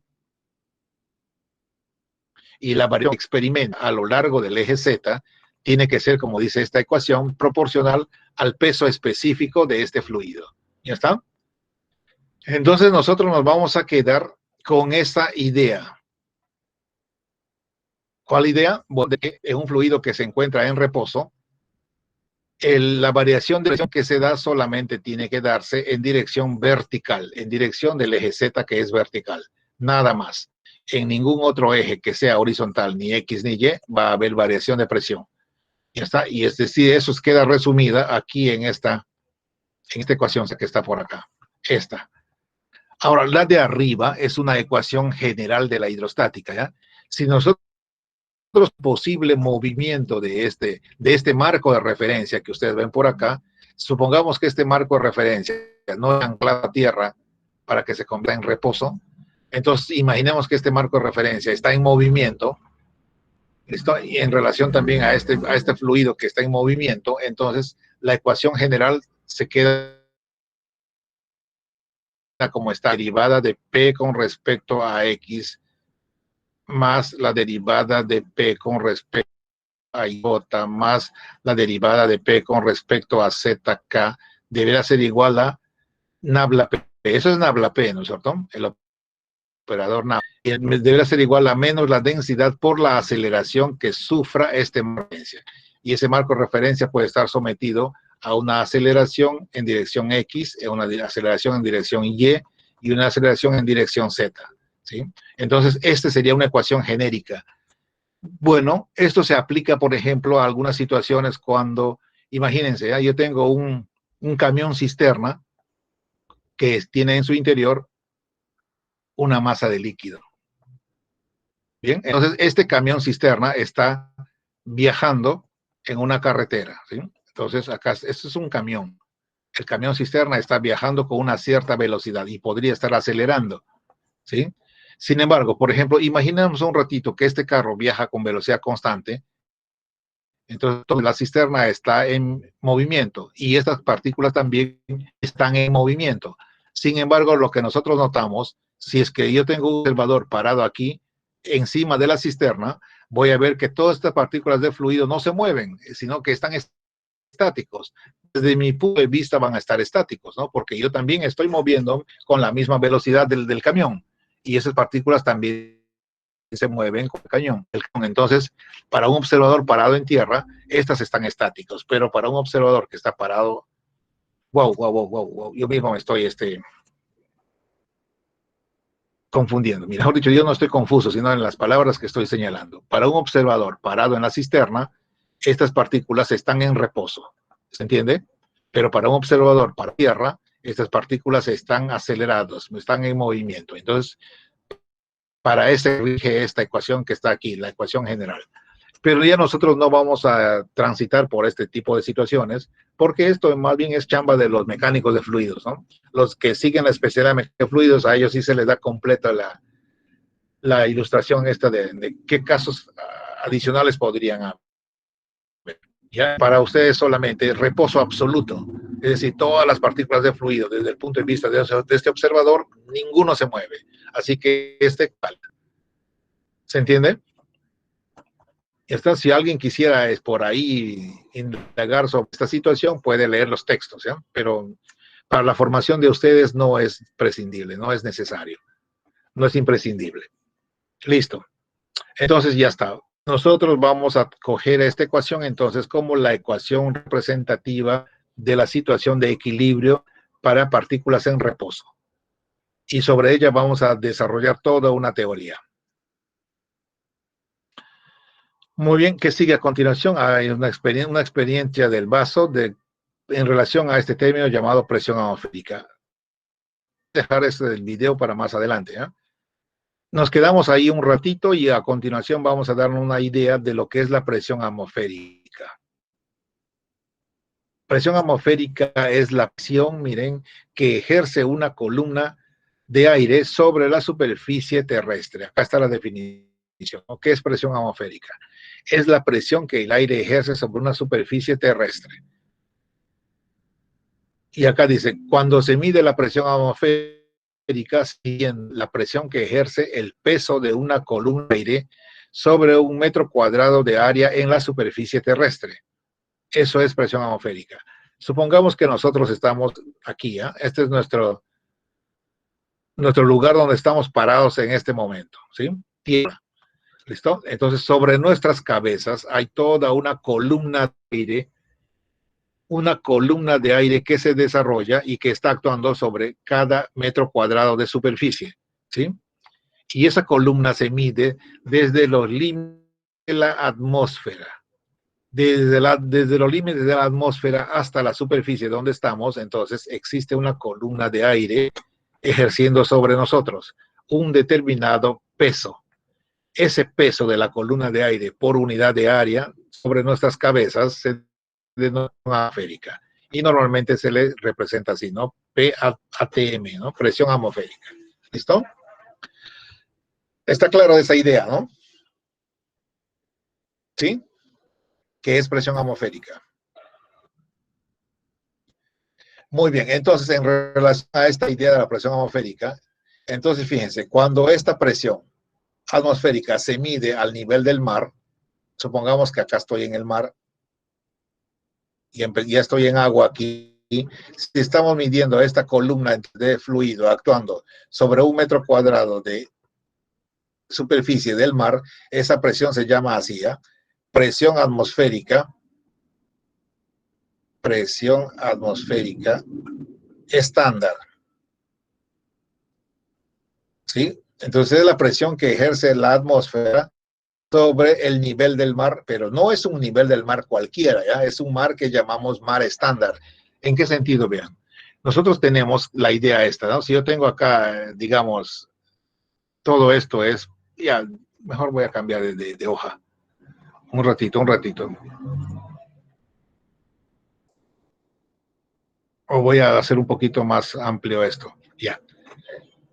Supongamos que yo tengo aquí una vista de Sudamérica, ¿no? Entonces, digamos, a ver, no está tan bueno, pero ya, digamos que todo esto es Sudamérica. A este lado está el Océano Pacífico y a este otro lado está el Océano Atlántico, ¿sí? Todo el mundo sabe que el nivel de este mar que está por aquí no es el mismo nivel que el que se encuentra en el Océano Atlántico. Uno de ellos está un poco más elevado que el otro. Esa es la razón de por qué en Panamá tenemos que usar esclusas para pasar de un lado a otro, ¿no? Esclusa no es otra cosa más que una piscina que tiene su nivel de agua regulable. Por ejemplo, supongamos que queremos pasar desde este nivel hasta este nivel que está por acá. Un barco, ya estos son los niveles de agua de mar. Este es el Pacífico y este es el Océano Atlántico y están a diferente elevación. Entonces, un barco va a entrar a esta piscina, ¿listo? Y luego esta piscina va a ser inyectada con agua para que suba un poquito su nivel. Entonces el barco va a subir de nivel en esta piscina. Una vez que entró, se cerró esta esclusa, se llena la piscina y entonces el barco sube de nivel. Y así durante el tránsito de sucesivas esclusas, uno tras otra, al final el barco va a igualar su nivel con respecto al Océano Atlántico y listo, va a salir y seguir su viaje. ¿Está? Bueno, eso sabemos nosotros entonces. ¿Qué ocurre? Entonces, ¿de qué mar estamos hablando aquí cuando decimos que la presión atmosférica estándar se mide al nivel del mar? Estamos hablando de un mar que se definió como estándar. La física, la académica, ha definido una atmósfera que se encuentra en las costas de Estados Unidos, a la que por sus características especiales le ha denominado una atmósfera estándar. Entonces, la atmósfera que hay sobre ese mar, que llamamos también mar estándar, sobre ese se ha definido la presión atmosférica estándar. ¿Qué características tiene la atmósfera estándar? Lo vamos a ver dentro de un ratito. ¿Ya? Por ahora no es de interés, pero son características especiales. De un ratito lo vamos a ver. Pero entonces entiéndase esta idea que les acabo de dar. No es sobre cualquier mar, es sobre un mar que denominamos mar estándar, en donde reina una atmósfera estándar. Muy bien, entonces seguimos por acá. Ya tenemos esa idea y lo que debo comunicarles también a ustedes es que la presión atmosférica entonces tiene un valor al nivel del mar estándar cuyos valores están dados aquí abajito, miren. ¿Qué dice? Dice, la presión atmosférica en la superficie de la Tierra es, pero este es al nivel del mar, aquí faltó poner al nivel del mar, ¿ya está? Es una atmósfera que en el sistema internacional equivale a 101.325 pascales, o en el sistema inglés 14,7 PSI-A. PSI significa libra por pulgada cuadrado y A significa absoluta. ¿Listo? Ya de eso hemos hablado en la otra clase, ¿no? ¿Qué es una presión absoluta, no es cierto? Un PSI, eso hablamos en la clase anterior, así que ya no debería ser novedad para ustedes. En todo caso, ahí están los valores que ejerce la presión, la columna del aire que tenemos por encima de nosotros al nivel del mar. ¿Están? Estos valores los vamos a estar usando a cada rato en el curso. Ahora también les meto esta idea en la cabeza. Si entonces, si este es el nivel de la atmósfera, y entonces acá tengo un mar, y luego tengo tierra, entonces esta columna de aire, entonces, sobre el nivel del mar, ejerce acá o desarrolla acá una presión que llamamos presión atmosférica estándar, ¿sí? En cambio, si yo mido, por ejemplo, esa columna de fluido acá en una cierta localidad en tierra, entonces esta presión que ejerce la atmósfera se llama presión atmosférica local. Está para diferenciarla de la presión que se da al nivel del mar. Entonces la presión que ejerce la atmósfera en cualquier ubicación en tierra se llama presión atmosférica. Voy dándoles otro alcance por acá. Listo.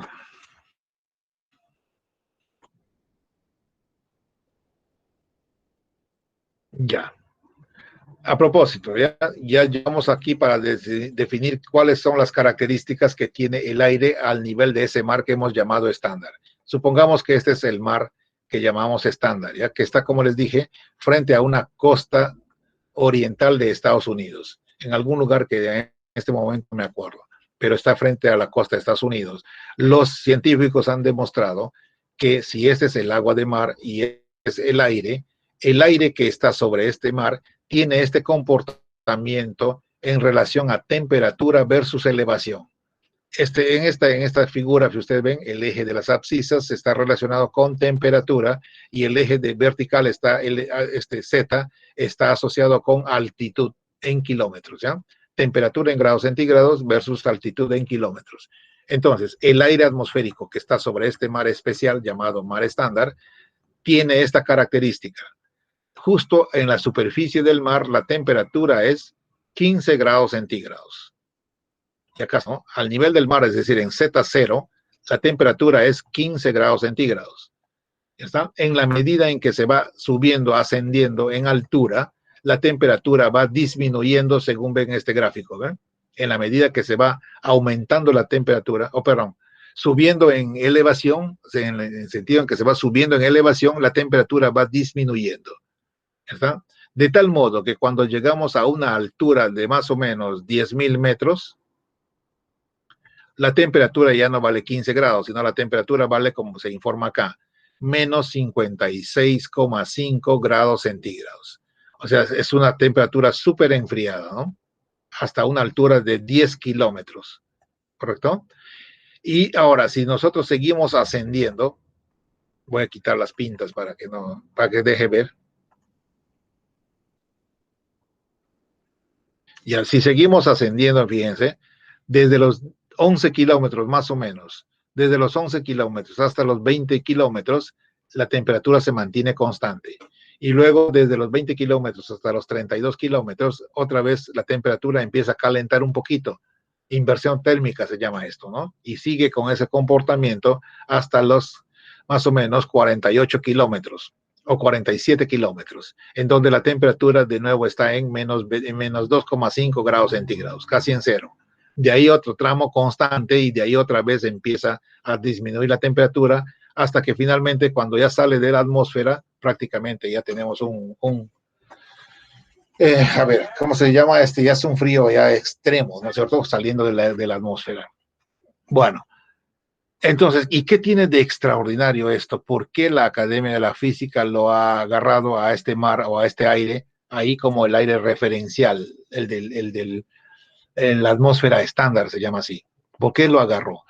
Justamente por este comportamiento. Miren, que desde 0 hasta los 11 kilómetros, según ven ustedes acá, de 0 a 11, entonces la variación de la temperatura es lineal. Entonces, ¿eso qué significa? Que nosotros podemos establecer en un sistema de referencia Z versus T la ecuación de esta línea recta, justo entre esos valores, ¿no? Desde 15 hasta menos 56 grados centígrados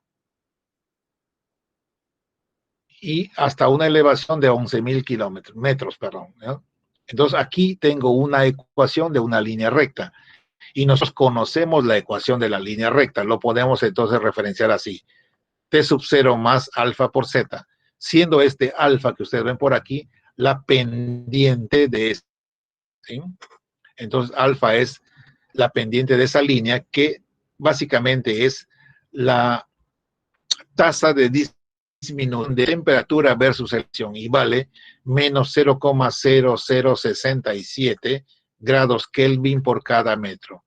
¿Esto qué significa? Significa que la temperatura por cada metro que sube, desciende ese valor de temperatura, 0,00767 Kelvin. ¿Está?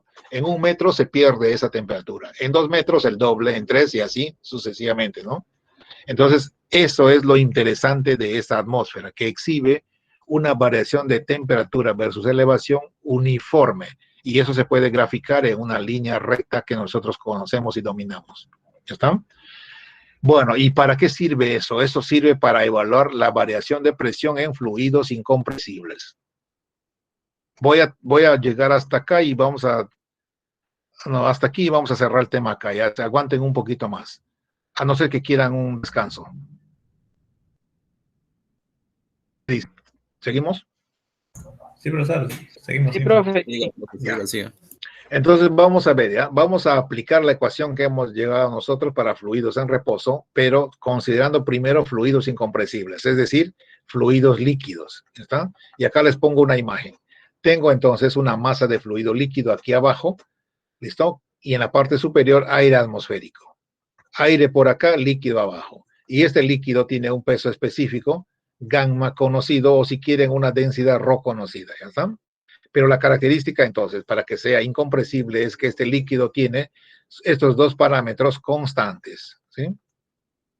Hemos quedado ya en eso, ¿no? Un fluido es incompresible si su densidad y su peso específico son constantes. ¿Listo? Ya. Entonces, en esta masa líquida vamos a tomar una partícula de fluido que está sumergida a una alturita h. Entonces, también vamos a tomar un nivel de referencia. Miren, Z0 lo voy a tomar justo en la superficie del líquido, que es la interfase entre el líquido y el aire. Aquí está Z0 para mí.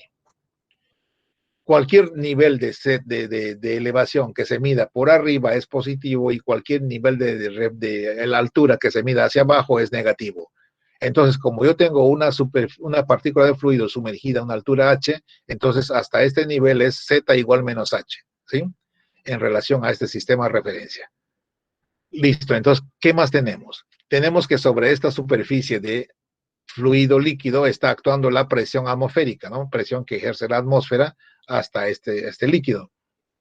Con esas consideraciones, entonces, lo que yo pretendo saber es, ¿y cuánto vale la presión, entonces, que está soportando esta partícula de líquido a esa profundidad? Para responder a esa pregunta, lo que vamos a hacer es utilizar justo esa ecuación que hemos encontrado hace un ratito, ¿no? Que dice que presión entre Z, diferencial de presión entre diferencial de altura es menos peso específico. ¿Listo? Entonces, ¿qué hacemos? Separamos variables. Entonces, aquí me queda menos gamma por dz. Y ahora ya puedo integrar a ambos lados. Entonces, cuando yo integro, y si quiero tener mejor precisión, voy a poner límites, ¿ya? Cuando z es 0, ¿cuánto vale la presión? Z0 está aquí. ¿Qué vale la presión? Vale presión atmosférica. ¿Sí? Y cuando z vale menos h, acá, ¿cuánto vale la presión? Bueno, es la presión que quiero yo averiguar. Entonces ya está, desarrollo esta ecuación, desarrollar esta integral del lado de la derecha es sencilla, ¿no? Simplemente esto es la presión P evaluada desde presión atmosférica hasta presión P. Y al lado de la derecha es esto así. Como este peso específico es constante, sale fuera de la integral y solamente me quedaría menos gamma por la integral del diferencial de Z, pero la integral del diferencial de Z es el mismo Z, pero tiene que estar evaluado de 0 hasta menos h, ¿no? Bien, entonces, bien, ¿qué sigue de acá del cálculo matemático? Si se sigue calculando, entonces, el resultado va a ser esta ecuación, ¿eh? La presión, entonces, o mejor tengo que seguir abajo, la presión menos la presión atmosférica tiene que ser igual con menos gamma por, ¿qué debe salir acá? Desde menos h hasta menos 0, ¿no es cierto? Así. Entonces, reordenando, tendríamos presión menos presión atmosférica igual gamma por H. Este sería el resultado de la integración. Y a partir de acá, miren, para no irme más abajo, voy a jalar esta ecuación acá, ¿ya? Y a partir de acá se puede reordenar esta ecuación para P y saldría una cosa como esta.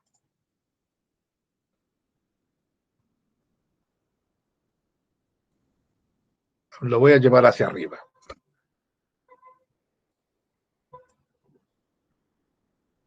La ecuación que resultaría sería así. La presión entonces que soporta esa partícula de fluido vale la presión atmosférica que está actuando encima de ella más el peso específico del líquido por la altura. Esa sería la expresión de la presión P que estoy buscando entonces para esa partícula.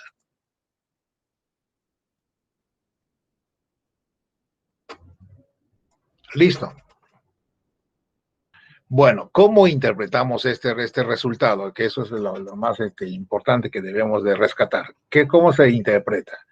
De acuerdo con esta fórmula, esta partícula de fluido que está aquí, situado a una profundidad H, está soportando dos presiones, ¿no es cierto? Una presión que ejerce la atmósfera, que es esta columna de aire que hay desde el límite de la atmósfera hasta su nivel este de acá es el efecto de la presión atmosférica. Es esto, pero no solamente soporta esta columna de aire, también soporta esta columna de líquido que hay desde acá hasta acá. ¿Sí? Y la presión entonces que ejerce esta columna de líquido es justamente el término gamma por H. ¿Ya está? Esto de aquí. Entonces, este es el efecto del aire y este otro es el efecto del líquido. La suma de estos dos efectos es la presión total que sufre esta partícula de fluido. ¿Ya está? O que soporta la partícula esa de fluido. Está fácil, ¿no? De entender. Digan sí o no. Sí, profesor. Sí, ¿no es cierto? Ya, entonces, ya tenemos una fórmula para evaluar la variación de presión, entonces, que se da en un fluido incompresible como un fluido líquido, por ejemplo. Pero acá todavía hay más cosas que decir. Fíjense. Cuando nosotros el otro día hemos hablado de presiones absolutas y presiones manométricas, ¿se acuerdan? Hemos llegado a encontrar esta relación. Una presión en su versión absoluta equivale a una presión en su versión manométrica más la presión atmosférica. ¿Se acuerdan de esta formulita? Lo vimos en la clase anterior.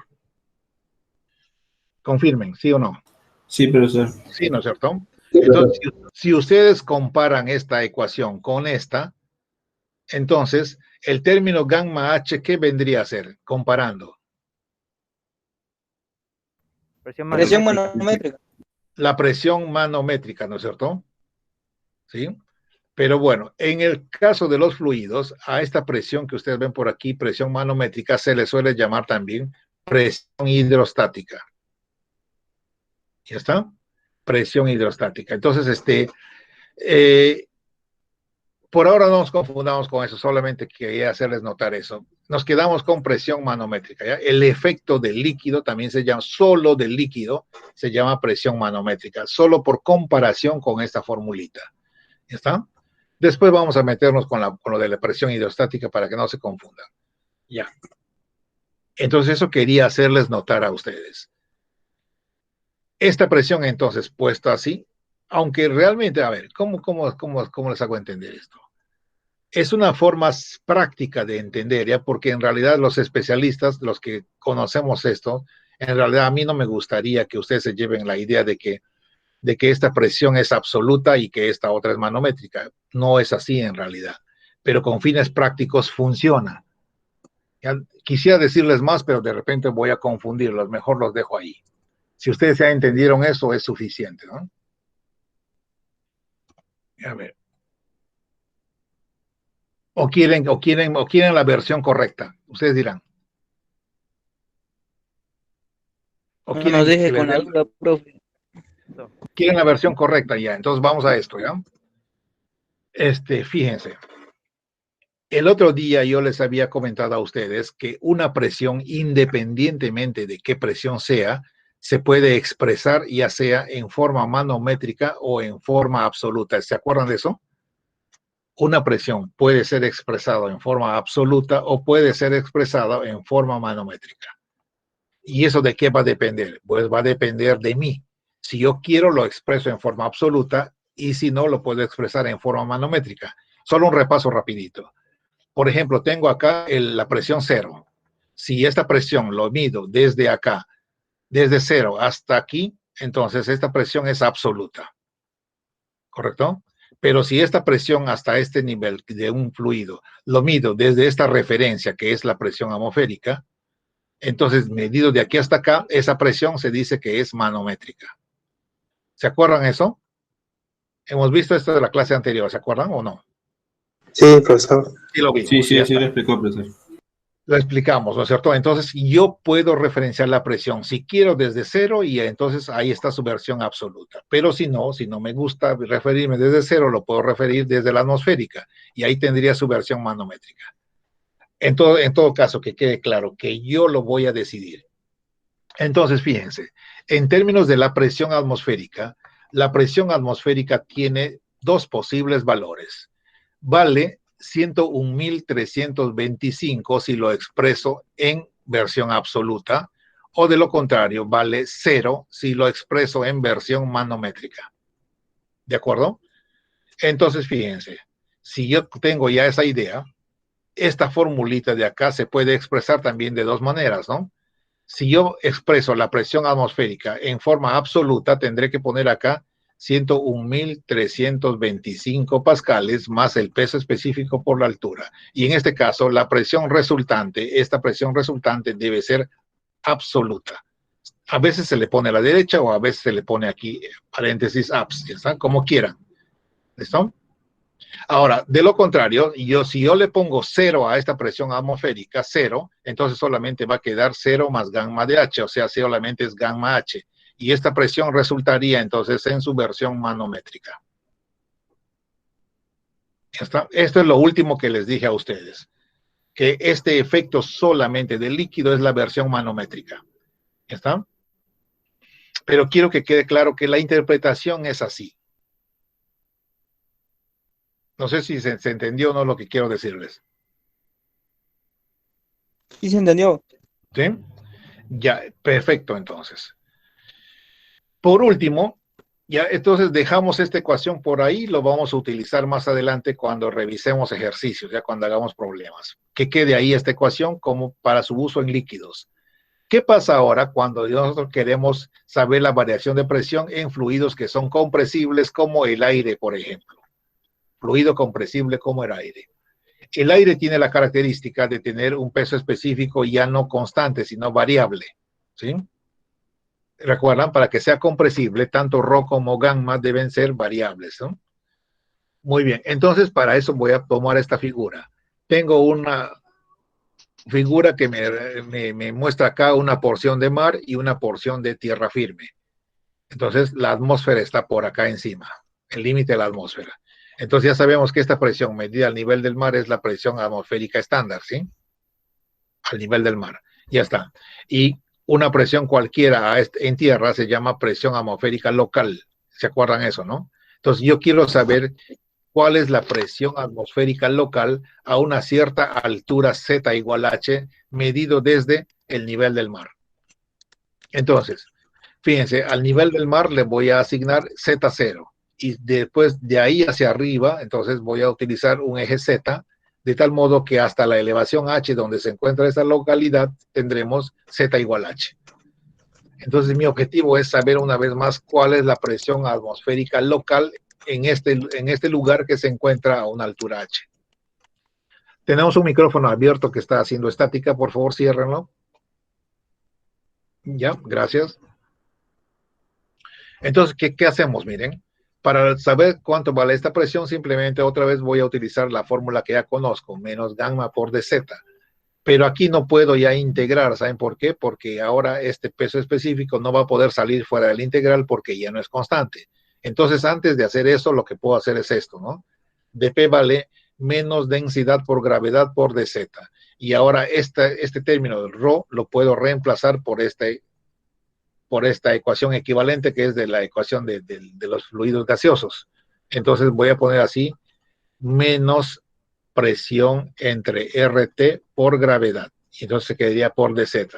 Y ahora si ustedes miran, podría ordenar por acá, ¿no? Esta presión que está aquí lo bajo acá y se quedaría así, menos G entre RT por diferencial de Z. Así quedaría.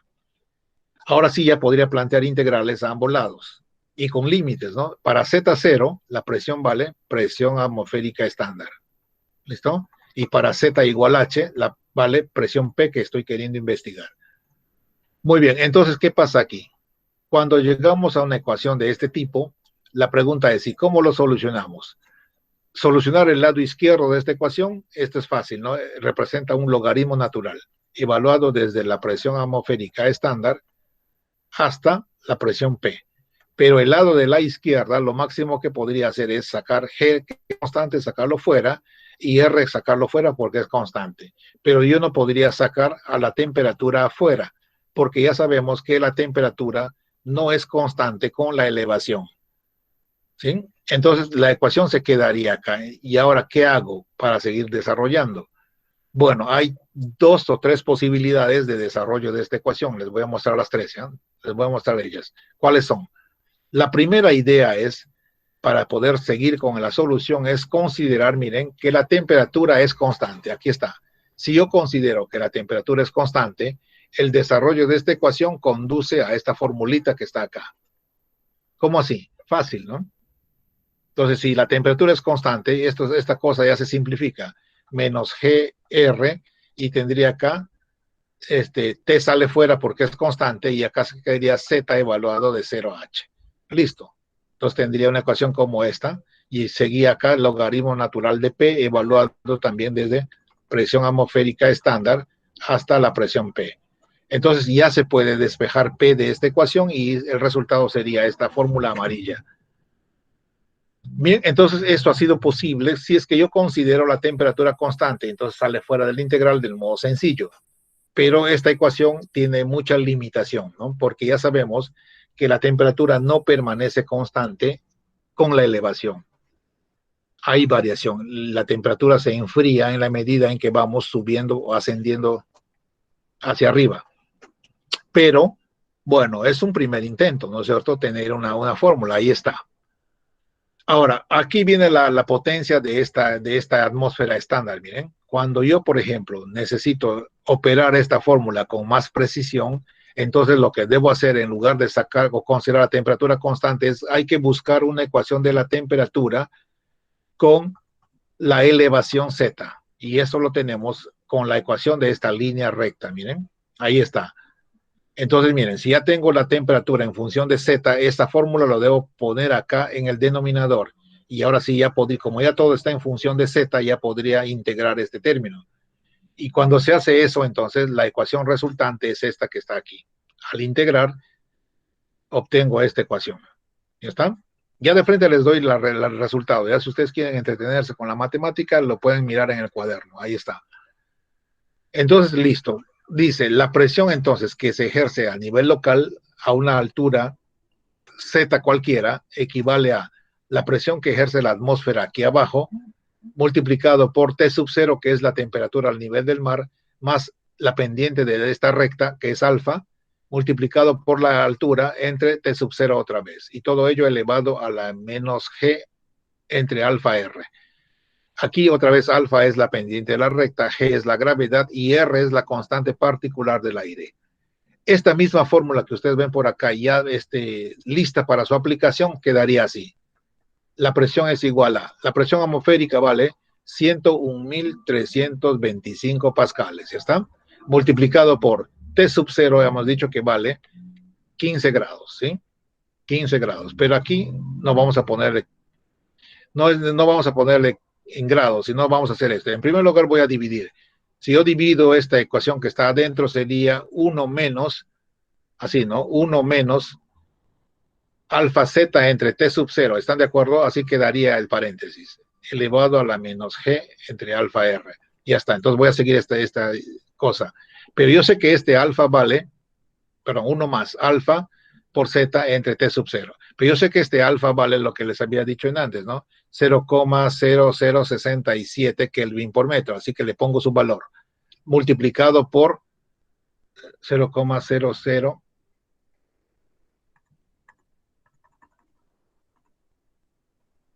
Voy a hacer un poquito más pequeño, ¿ya? Entonces sería 0,0067 multiplicado por, de una vez lo voy a poner H, ¿está? Entre T sub 0, pero este T sub 0 que está en grados centígrados lo debo pasar a Kelvin, entre 273,15. Así está. Y esto elevado a la menos 5,26. ¿Está? Todo este exponente que ustedes ven por aquí, cuando se trata de aire, toma el valor de 5,26. Y acá está entonces la fórmula que nosotros finalmente vamos a usar para calcular la presión a una cierta elevación H. Así de fácil. ¿Ya está? Esta formulita entonces me permite evaluar cuál es la presión que se ejerce en una cierta localidad a una elevación H medido desde el nivel del mar. Si yo quisiera saber, por ejemplo, cuánto es la presión atmosférica en Tarma, muy bien, primero díganme cuál es la elevación de Tarma. Si yo tengo la elevación de Tarma, ya puedo usar esta formulita y con eso dar una idea de la presión atmosférica en esa ciudad. Dígame la presión atmosférica en Huancayo. Ah, muy bien. ¿A qué elevación media se encuentra Huancayo? Estamos hablando de la ciudad, ¿ya? Ya se encuentra a tal altitud. Ya, perfecto. Utilizo esta fórmula y con eso ya sé la presión atmosférica que ejerce, o sea, la presión que ejerce la atmósfera en Huancayo. Y así sucesivamente, ¿no? Para eso sirve esta formulita. Ya está listo su apreciación, entonces. ¿Está entendible? ¿Qué dicen? Sí, profesor. Sí, profesor. Listo, entonces, mira, muchachos, mi intención aquí es describir lo que ustedes tienen en la separata, ya hacerlo de un modo que sea más fácil, que cuando ustedes vayan a repasarlo ya sea más fácil de entender, ¿sí? Es puro cálculo por ahora y ese cálculo no es nada extraordinario, es un cálculo sencillo de efectuar, pero tienen que estar claros de qué estamos haciendo y si es válido o no es válido. Entonces, si yo comparo esta fórmula del caso B, en donde tenemos temperatura variable, comparado con este caso A, que es temperatura constante, está claro que esto de acá me representa mejor, ¿no es cierto? O sea, me dará un valor más aproximado de la presión local, puesto que estoy considerando que efectivamente con la altitud cambia la temperatura, ¿sí? Y entonces, miren, esto una vez más, ¿ya? Esta atmósfera nos ha regalado entonces esta gráfica para poder calcular esta ecuación. Y es un gol que lo hayan encontrado los científicos, ¿no? Los científicos han ido mirando diferentes localidades frente a diferentes mares para buscar que alguno tenga un comportamiento como este y lo lograron, ¿ya? Encontraron ese mar. ¿Listo? Y en ese mar se cumple esta característica interesante, ¿no? De que la variación de la temperatura con la presión es uniforme y listo. Se hicieron las mediciones y se estableció esta relación que ustedes ven por acá, ¿no? Que acá hay una pendiente de la recta que equivale a la caída de temperatura respecto de la elevación. Y eso se usó como pendiente para la recta y se sacó la ecuación. Y ahora esta ecuación es suficientemente válida para todos nosotros en ingeniería. ¿Por qué? Porque la altura válida es hasta las 11 kilómetros. Y nosotros sabemos que nosotros hacemos ingeniería máximo será pues hasta los 5.000 metros, ¿no? No hacemos más allá de 5.000 metros. Estamos de acuerdo, ¿no? El monte Everest creo que tiene 6.000 metros, pero ¿quién hace obra en el monte Everest? En la cima del monte nadie hace obras. ¿Me entienden? Entonces, para nosotros con fines de ingeniería les basta y sobra esta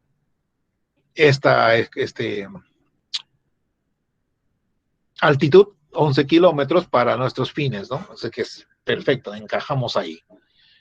¿Listo? Entonces, bien. Con esto ya tienen una idea entonces de cómo varía la presión entonces en un fluido compresible como el aire, ¿no? Listo. Ahora vamos a ver todavía una tercera opción. Así como en la parte A hemos considerado temperatura constante, también nosotros desde el principio podríamos haber considerado que el peso específico del aire es constante. O sea, si yo me tomé la libertad de asumir que las temperaturas acá, T sub 0, es la misma que acá, que es la misma que acá, que es la misma que acá, ¿por qué no? Entonces también considerar que este mismo peso específico del aire, es decir, acá, es el mismo acá, es el mismo acá y es el mismo acá. Entonces, si yo considero esa idea de que el peso específico del aire es constante, utilizo otra vez mi fórmula de P es igual menos gamma por dz. Y aquí ya podría integrar directamente, ¿no? Así. Ya que gamma es constante, sale fuera la integral. De 0, entonces acá tengo presión atmosférica estándar. Y para la altura ZH, entonces acá tengo la presión P. Así que si se despeja aquí sale presión menos presión atmosférica estándar igual con gamma por H negativo. ¿Sí? Así saldría. Entonces, despejando P, yo tendría que P vale presión atmosférica estándar menos gamma por H. Pero este gamma no es un gamma cualquiera, es gamma al nivel del mar, porque justo estamos tomando ese valor como referencia. Y esta formulita es aquella que está puesta, creo que, uy, me olvidé ponerla. No está puesta, pero esta es la formulita resultante, ¿no? Se podría usar también en lugar de cualquiera de esas otras dos que hemos tenido. Pero, una vez más, no me da resultados tan cercanos a lo real. Pero de que podría usarlo de emergencia, lo podría usar. ¿Sí? ¿Y cuánto vale el peso específico al nivel del mar? Eso lo podemos ver en nuestra separata. En la página 22, si no me equivoco, está ahí el valor del peso específico al nivel del mar. Vamos a chequear eso, ¿eh?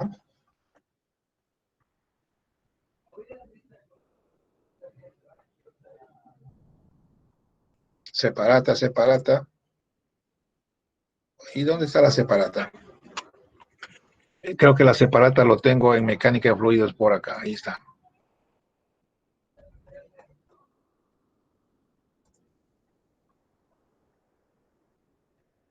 $62.43. ¿Y está en qué página? No, yo lo tengo, he hecho mi resumen ahí, la anoté. Ah, ya. Pero ahorita llego.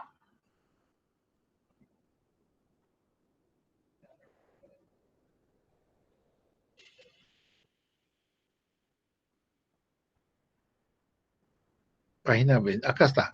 Está en la página 24, miren.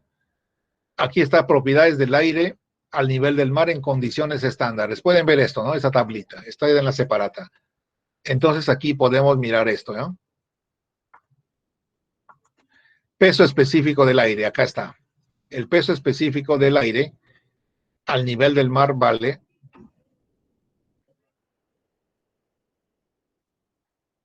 12,013 newton por metro cúbico.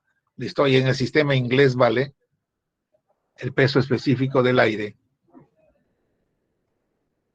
vale 0,07647 libra por pie cúbico. Ahí está, o sea que este valor sí está en la tablita, ¿eh? Y entonces, miren, la presión atmosférica estándar en esos valores que les di en antes está aquí. Solo que aquí, por favor, hay que hacer una corrección, ¿ya? Ustedes tienen este material que les he dado, ¿no? En la separata. ¿Alguien lo tiene a la mano, por favor? ¿Alguien tiene su separata a la mano? Sí, profesor. Chequenme si ya corregí este valor en su separata. 101.325 debe decir. No, profesor, está igual. Está 300. Por favor, pónganle 325, ¿ya? En lugar que diga 300, deben decir 325. ¿Listo? Esa es una corrección que hay que hacer en la separata. Y ya está. Si los que no tienen su separata a la mano, tomen nota de un papelito más adelante para que lo puedan corregir. Cosa que después no me digan, profe, yo tomé lo de la separata. No, ya hice la corrección, ¿eh? Muy bien, entonces ya está. Hasta aquí entonces llegamos con esta idea de repaso de lo que es hidrostática. Hasta aquí hemos avanzado, ¿no? Todo esto hemos avanzado desde el principio, desde aquí. Vimos la ley de Pascal, que está aquí, acá está la demostración. Vimos variaciones de presión, igualito, acá está la aplicación de la serie de expansión de Taylor. Y el resultado está aquí en términos de ecuaciones finales, ya está. y esta es la ecuación general. Entonces nosotros hemos considerado que no hay aceleración para nada y por lo tanto estamos en reposo absoluto y con eso tenemos esta fórmula. Esta es la que estamos usando para examinar cómo va la presión en un fluido incompresible como el agua o en un fluido compresible como el aire. Ven, acá todas esas formulitas están en la separata. ¿Sí? Igualito tal cual les he pintado está aquí. Yo lo único que he hecho es repasar esto que está aquí. A propósito, ¿hasta dónde se considera la atmósfera? Aquí también les dejo una nota, ¿no? La atmósfera se va a dividir en 5 capas. Troposfera, estratosfera, mesósfera, termósfera y la exósfera, ¿no? Y miren, la E más o menos llega ¿hasta cuánto llega? Si nosotros consideramos la atmósfera en su totalidad, llega más o menos hasta los 690 kilómetros, hasta los 10.000 kilómetros, dice, ¿no? Creo que esto está, me fui a un cero, no sé cómo es la idea acá, a ver. 10.000 kilómetros. Ya me entró una duda a mí también, ¿ah? ¿Cuál es el límite de la atmósfera? ¿Alguien puede googlearme? Hágame ese favor, ¿alguien puede googlear? ¿Límite de la atmósfera?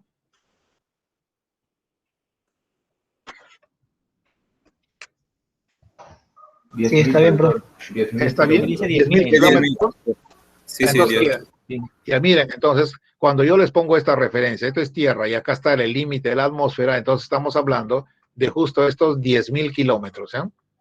En esos 10.000 kilómetros de altura, entonces hay miles, millones de moléculas de aire. Obviamente mucho más densas abajo que arriba, ¿no? Bueno, si nosotros sumamos los pesos de todas estas moléculas de aire, este peso ejercido por metro cuadrado acá es la presión atmosférica, ¿sí?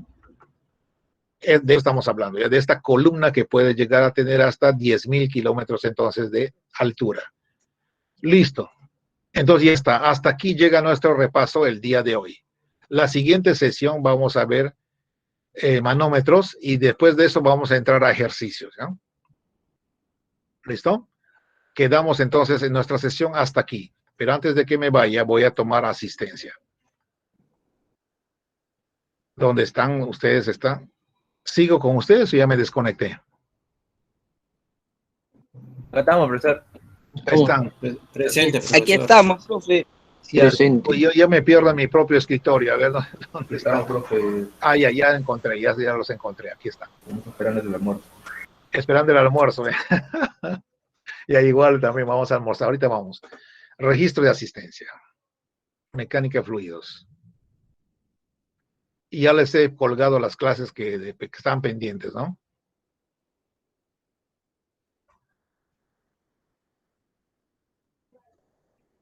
A ver. Profesor, ¿va a tomar alguna práctica o de solo parcial? No, después que hagamos estos ejercicios, hablamos de práctica. Probablemente ya nos tocaría, porque estamos en la semana 4, creo. Sí, profesor. Sí, No, profesor, por eso no, la otra semana va a ser la 4. Ahora estamos en la semana 3. Pero si no damos la semana que viene, vamos a dar la 5ª. ¿Eh? Ahí vamos a dar una práctica. No, profe, estamos en semana 4. Estamos en semana 4. Sí, profesor. En semana 4, ¿seguros? ¿Y cómo no se activa acá mi...? No, es que hay dos Semana 1 semanas. se está repitiendo semana 1, 2 veces. Ah, mira, no me había dado cuenta de esto. Yo confiado en que estaba en la 3. Y estamos en la 4. Entonces la semana que viene vamos a hacer ejercicios. Ya vamos a ver, ya si fijamos de repente una fecha antes de la 6ª semana para dar un examen, ¿sí? Una práctica. Puede ser, ¿no es cierto? Me pueden regalar 2 horas fuera del horario. ¿Sí o no? Claro, profe. Nos ponemos de acuerdo y ya está. Listo. Entonces voy a tomar asistencia. Para tomar asistencia, ahora vamos a usar manito arriba, ¿eh? Para poder chequearlos como debe ser. Quiero entonces que cuando les llame ustedes activen, levanten la mano y con eso sabremos que estás acá en la clase.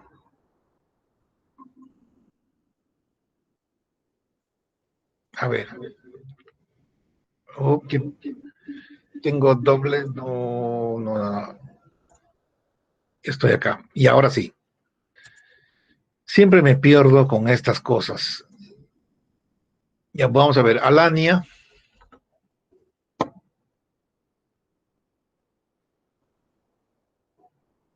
Listo. Aliaga. Alba. Ariza, perdón. Listo. Basaldúa. Cáceres. Casapía. Castro. Cuba. Cuellar. Damaso. Ferrer. Profesor, disculpe, Ferrer me indicó que y aún tenía este problema de conexión de luz, corriente eléctrica. ¿Así? Sí, me indicó en la mañana, profesor. Ya, pues entonces le pondremos. Pero este chico está faltando a todas las clases, ¿ah? ¿Cómo puede ser? No, en las anteriores clases, profesor, ya le había tomado asistencia. Lo que pasa es que justo, no sé, faltando unos 20 minutos, se le iba la luz o algo. No sé exactamente su problema, pero sí en las otras clases le he tomado su asistencia. Pero yo lo tengo como faltante. No, la primera sí, de la segunda sí fue falta justificada. Pero no me dijiste nada. Bueno, para mí está faltado, ¿eh? Recién tengo una justificación de él. Entonces, mira, está perdiendo, o sea, cuatro clases, ya está. Imagínense que nosotros solamente tenemos, ¿cuántas sesiones tenemos? Tenemos 13, ¿no es cierto? 13 sesiones útiles.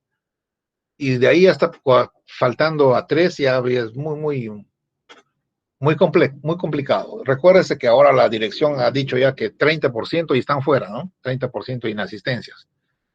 Bueno. Ya, Figueroa. García. Hurtado. Junco. Loaiza. Por favor, bajen la manito los que ya. Listo. Ojeda. Quispe. Rimache. Robles. Ya. Rojas. Saavedra. Sangay. Silva.